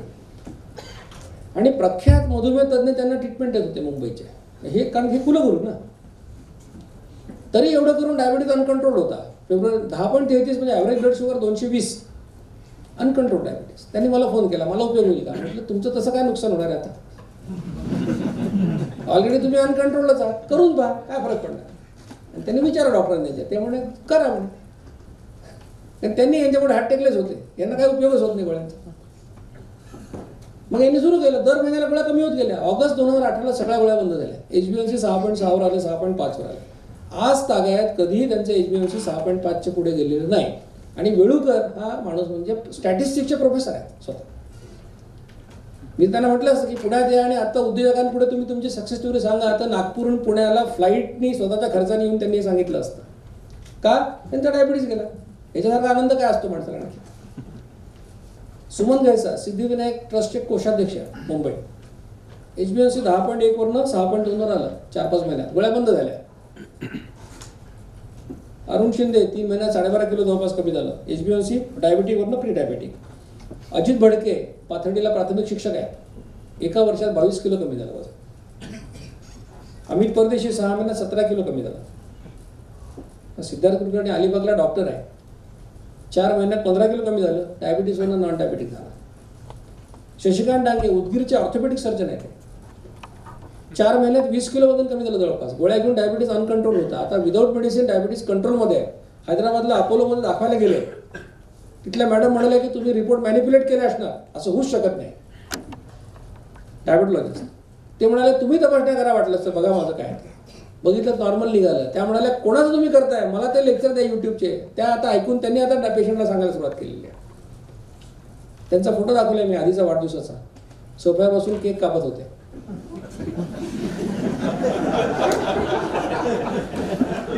जमिनीवर मांडी घेऊन बसताच येत नव्हतं, आता वजन कमी झालं, 20 किलो बसता यायला लागलं. आता खाण्यापिण्याच्या आवडी बदलल्या, आता केक कापत नाही.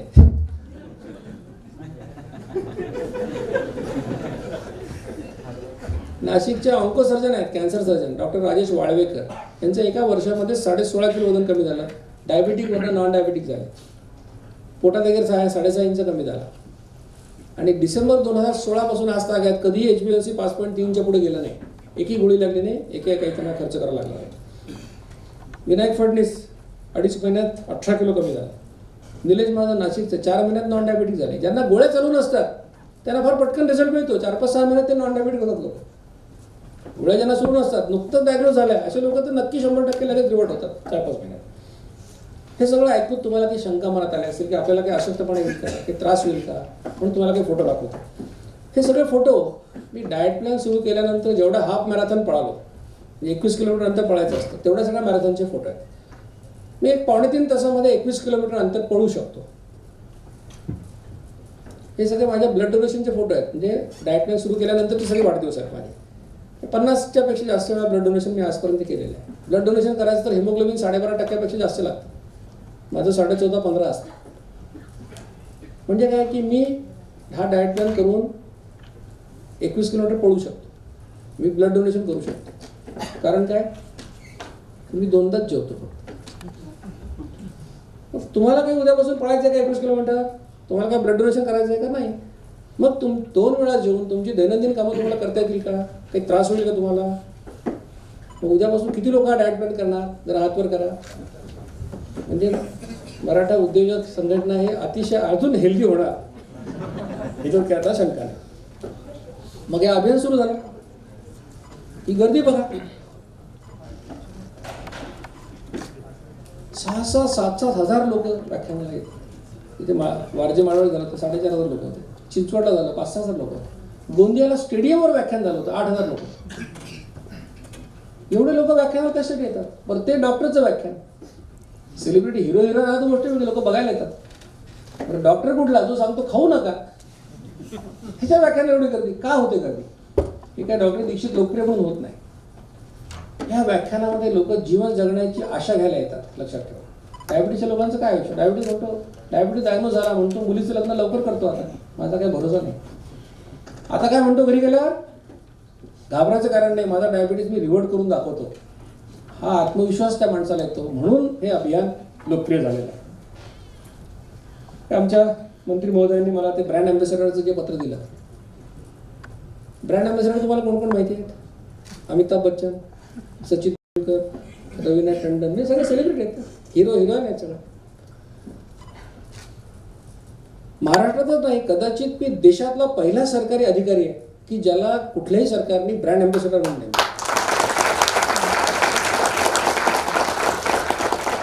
ते मैसूर पगडीवाला फोटो तो आहे, तो माझा ज्या पुस्तकाचं कन्नडमध्ये भाषांतर झालं जानेवारीमध्ये बेंगलोरला आम्ही रिलीज केलं, त्याचा तो फोटो आहे. हे 2 फोटो महत्त्वाचे आहेत. वरचा फोटो आहे माझ्यावर काम करणारे सहकारी आहेत माझे, जवळपास 100 माझे सहकारी आहेत जे हे काम करतात. ते अभियान पूर्णपणे मोफत आहे. कुणी कोणाकडे एकही पैसा मागत नाही. मग का काम करतात हे लोक? आता बाळासाहेब कदम इथे आलेत. मला वाटतं बाळासाहेब कदम आणि विश्वास जोशी सध्या दोघंच आहेत. अजून कोणी आले का आपल्या अभियानातलं? संगीता पंडित वगैरे नाही. जरा फक्त तुम्ही तर फक्त दाखवा. विश्वास, हे दोघं हे आमच्या अभियानाचे कोऑर्डिनेटर. आता बाळासाहेब काय करतात का? बाळासाहेब तर बिल्डर आहेत. ते काय काम करतात? त्यांनी मला बटनला बोलवलं, बालगंधर्वला माझं लेक्चर घेतलं. का घेतलं सगळं? तर त्यांच्या गोळ्या बंद झाल्या. विश्वासनी काय केलं? त्यांचं वजन कमी झालं, गोळ्या कमी झाल्या. असं सगळ्यांना अनुभव आला म्हणून लोक आमच्या अभियानामध्ये. या अभियानामध्ये ज्ञान देणारा माणूस कोणी नाही, अनुभव शेअर करणारे लोक आहे. मी का केलं? कारण माझं वजन कमी झालं. अशा प्रकारचे 100 लोक आमच्यावर आहेत. डॉक्टर आहेत, इंजिनियर आहेत, वकील आहेत, सगळ्या प्रकारचे लोक आहेत. या अभियानामध्ये काम करण्यासाठी डॉक्टर असायची आवश्यकताच नाही आहे. ज्याला समजतं लॉजिक आणि तो सांगू शकतो दुसऱ्याला, कुठेही माणूस त्याच्यामध्ये येऊ शकतो. हे सगळं तो वरचा फोटो. आणि खालचा फोटो कोणाचा आहे?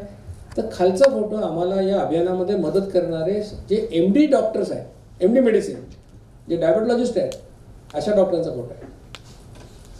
आज आम्हाला जवळपास 26 MD मेडिसिन डॉक्टर्स या अभियानामध्ये फुकट आमच्यासाठी काम करतात. का बरं करतात? कारण डायबिटीस हा फ्रस्ट्रेटिंग डिसऑर्डर आहे, फ्रस्ट्रेटिंग डिसीज आहे. कोणासाठी? पेशंटसाठी तर आहेच आहे. कारण पेशंटला आम्ही सांगितलं तुला आयुष्यावर गोळ्या खायच्यात, मग तो म्हणतो मग आता गोळ्या अशाही खायच्यात तशाही खायच्यात, तर खाऊन तरी घेतो म्हणतो. असंही मरायचं आणि तसंही मरायचं.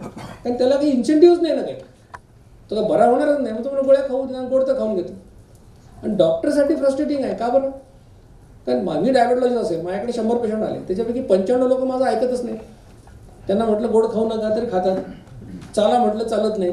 मग अशा लोकांना जर त्यांचा पाय कापावा लागला कोणाचा, तर मला डायबेटॉलॉजिस्ट म्हणून वाईट वाटतं. पण मला काय वाटतं की माझं काम मी केलं होतं, ह्याने ऐकलं नाही माझं म्हणून झालं असं. पण 5% लोक इतके सिन्सिअर असतात पेशंट, दिवाळीच्या दिवशी फोन करतात, डॉक्टर आज पाडवा आहे, बायकोनी गाजर का हलवा बनाय, तर 2 चमचे खाऊ का म्हणतो आज, असं विचारून खाणाऱ्या पेशंटचे सुद्धा पाय कापावे लागतात. आणि मग चांगल्या डॉक्टरला वाईट वाटतं की अरे मी सगळं केलं तरी पण असं होत आहे. म्हणून हे डॉक्टर आम्हाला मदत करतात. त्यांना असं वाटतं की या अभियानातून काहीतरी चांगलं घडेल म्हणून आम्हाला मदत करतात.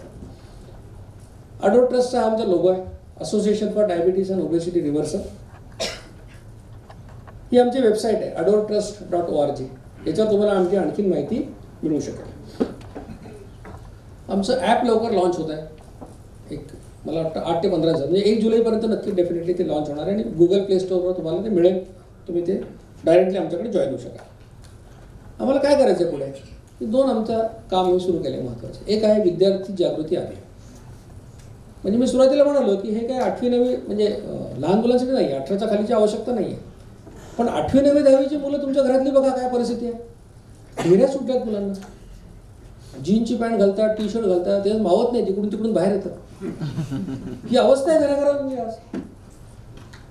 म्हणून मी पेडियाट्रिशियनला विचारलं की यांनी किती वेळा खायला पाहिजे 8वी 9वी 10वीच्या मुलांना. ते म्हणजे 4 वेळा खाल्लेलं पुरेल.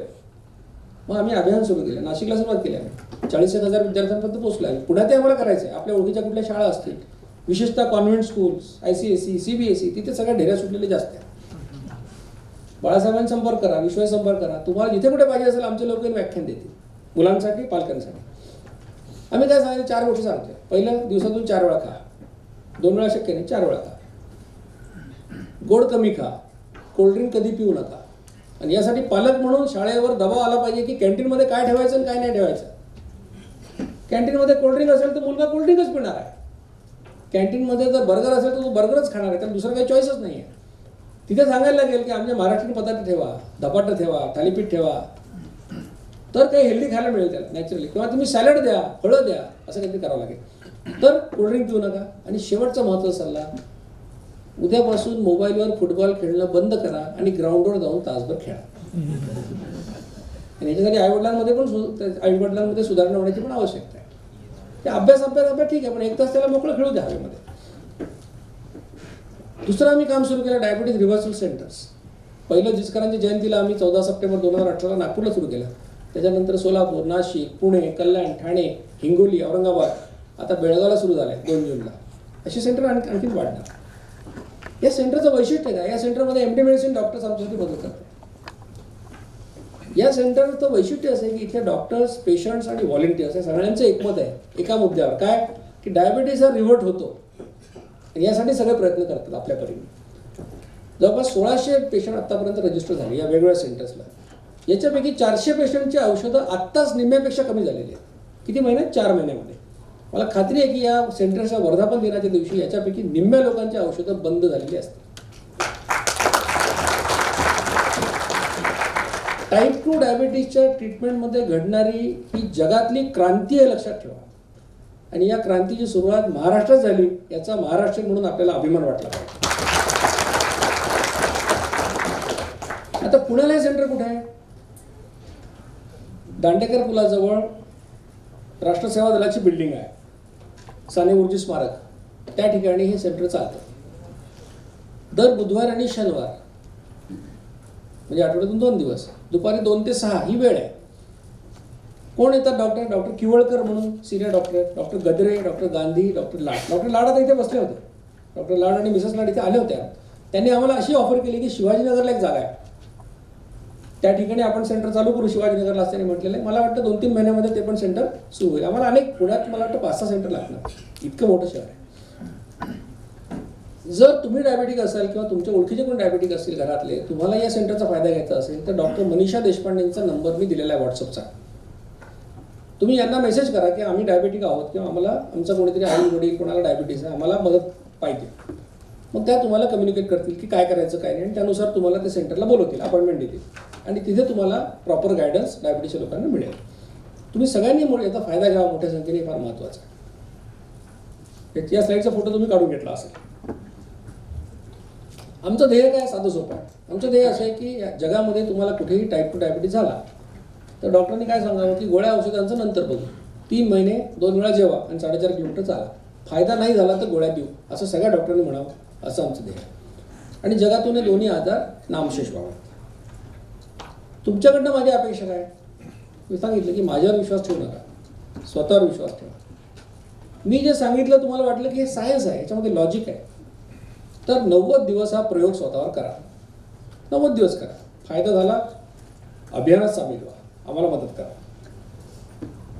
संशोधनात सहभागी व्हा, आर्थिक सहाय्य करा, व्याख्यान आयोजित करू शकता. आमच्याकडे पुण्यामध्ये 17-18 व्हॉलेंटियर आमचे कोऑर्डिनेटर्स आहेत, ते काम करतात.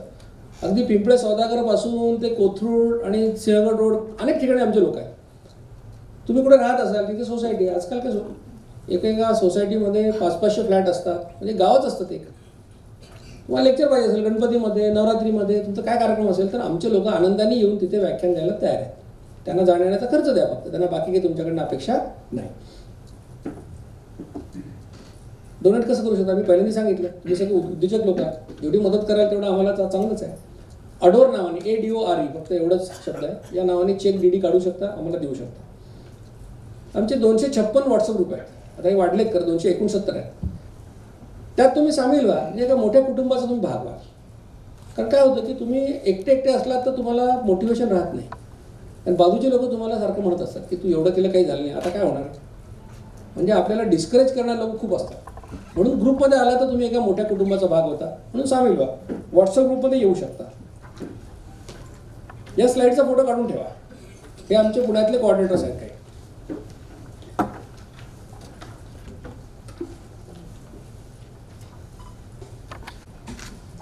व्हॉट्सअप ग्रुपला जॉईन व्हायचं काय करायचं तुम्ही? सुरुवातीला HbA1c फास्टिंग इन्शुलिन 2 रिपोर्ट करा. पुण्यामधल्या ज्या 3 प्रख्यात लॅबोरेटरी आहेत, दांडे आहे, कोळविलकर आहे, मेट्रोपॉलिस आहे, कुठेही जा आणि त्या 2 तपासण्या करा. त्या रिपोर्टचे फोटो काढा आणि व्हॉट्सअपवर कोणालाही पाठवा. एका कोणाला तरी पाठवायच्या, सगळ्यांना पाठवू नका, हे सगळे कामात लागतील एकाच वेळेला. कारण सगळे ॲडमिन तेच काम करतात, प्रोटोकॉलनुसार काम करतात, त्यामुळे तुम्ही एकाला पाठवा. मग काय करतील? तुम्हाला काही प्रश्न विचारतील की तुम्हाला डायबिटीज आहे का, गोळ्या कुठल्या घेता, असे काही प्रश्न विचारतील आणि मग तुम्हाला ॲप्रोप्रिएट डाएट प्लॅन मेसेज पाठवतील. म्हणजे मी एवढं व्याख्यान दिलं, त्यातल्या 2-4 गोष्टी तुम्ही विसरणार, स्वाभाविक आहे, सगळं लक्षात राहणार नाही. पण डाएट प्लॅन मेसेज हा रेडी रेकनर आहे, त्याचा शब्द फॉलो करायचा. म्हणजे कसं, जर आम्ही लिहिलं असेल की काळा चहा चालतो तर काळी कॉफी चालते का असं विचारायचं नाही. इतकं साधं सोपं सरळ आहे, काय तर कॉम्पिटिशन नाही. रोज तुम्हाला सक्सेस स्टोरी मिळेल, कोणाचं वजन कमी झालं, कोणाचा डायबिटीज गेला, तुमचा उत्साह वाढेल की आपल्यासारखे लोक अजून पण आहेत. तुमच्या शंका तुम्ही विचारा, तुम्ही कुठलाही प्रश्न विचारा डाएट प्लॅन विषयीचा, त्याचं उत्तर तुम्हाला 24 तासात मिळतं. हे अभियान म्हणून आमचं कमिटमेंट आहे, एवढे ग्रुप असले तरी सुद्धा. बरं, या व्हॉट्सअप ग्रुपचा तुम्हाला काही त्रास होणार नाही, न्यूसन्स काही होणार नाही. कारण या व्हॉट्सअप ग्रुपवर good morning, good night, RIP, happy birthday, happy anniversary, पानं, फुलं, फळं, झेंडे काही टाकायला परवानगी नाही. एकदा टाकलं वॉर्निंग, दुसऱ्यांदा बाहेर काढतो आम्ही. त्याच्यामुळे तुम्हाला त्रास काय होणार नाही, फायदाच होईल फक्त. आणि एका तुम्ही मोठ्या कुटुंबाचं भाग व्हा, हे फार मोठी गोष्ट आहे. कारण आज व्याख्यान झालं, माझं काम संपलं इथलं. मला जे माहिती होतं ते मी हातचं न राखता तुम्हाला सगळं सांगितलं. याच्यात लपवाछपी काही नाही, हे जे आहे ते ज्ञान आहे, ही माहिती आहे तुम्हाला मिळाली. आता ती तुमचं काम उद्यापासून चालू होणार आहे. पण मी जे सांगितलं तो प्रयोग स्वतःवर करणं फार महत्त्वाचं आहे. जगामध्ये विचार करून कोणाचं वजन कमी झाल्याचं ऐकवत नाही अजून. जेवढे आपण बुद्धिमान लोक तेवढे विचारवंत. मग यांनी हे सांगितलं, त्यांनी ते सांगितलं, ह्या पुस्तकात हे लिहिले, त्या पुस्तकात ते लिहिले, म्हटलं जाऊ दे सगळं. 90 दिवस डोकं बाजूला ठेवा आणि मी सांगतो ते करा. किती? 90 दिवस, 3च महिने. त्यानंतर तुम्हाला कोणी कन्व्हिन्स करायची गरज नाही, तुम्ही स्वतःच कन्व्हिन्स होणार. लोक तुम्हाला विचारणार काय केलं तुम्ही, पोट कसं गेलं, काय झालं, वजन कसं काय कमी झालं, लोक तुम्हाला विचारतील. आणि मग या अभियानात सामील व्हा. कारण हे अभियान एकट्या माणसाचं नाही, 1000 लोकांचं नाही, 1 लाख लोकांचं नाही, हे आपल्याला 700 कोटी लोकांपर्यंत ही माहिती न्यायची, जगामध्ये न्यायची आहे. आणि त्यासाठी तुमचं काम तुम्हाला करावं लागणार. आणि अभियान आपल्या सगळ्यांचं आहे. आणि म्हणून हा प्रयोग स्वतःवर करा. त्याचा फायदा झाला की मग लोकांना सांगायला लागला, तुमच्या कंपनीत सांगा, तुमच्या मित्रमंडळाला सांगा. अशा पद्धतीनेच तुम्हाला ते होऊ शकेल. संयोजकांनी मला या ठिकाणी बोलवलं, गरदार साहेब, आजबे साहेब, त्यांचं मी आभार मानतो. आपल्या सगळ्यांचे आभार मानतो की नाही म्हणता 1.5-2 तास हे लेक्चर चाललं आणि आपण शांतपणे ऐकलं, समजून घेतलं. असं मला लक्षात आलं की तुम्ही ते समजून घेतलेले. आणि आता तुम्ही काही चुका करणार नाही. तो दुसऱ्याला ते व्यवस्थित सांगू पण शकाल. तुम्हा सगळ्यांना मी निरोगी आयुष्याच्या शुभेच्छा देतो आणि अपेक्षा व्यक्त करतो की मोठ्या संख्येने आपण या अभियानामध्ये सामील व्हाल आणि हे विश्व स्थूलत्व आणि मधुमेहमुक्त करण्याचं जे स्वप्न आहे ते साकार करण्यासाठी आपणही सहकार्य कराल अशी अपेक्षा व्यक्त करून माझे 2 शब्द संपवतो. जय हिंद, जय महाराष्ट्र.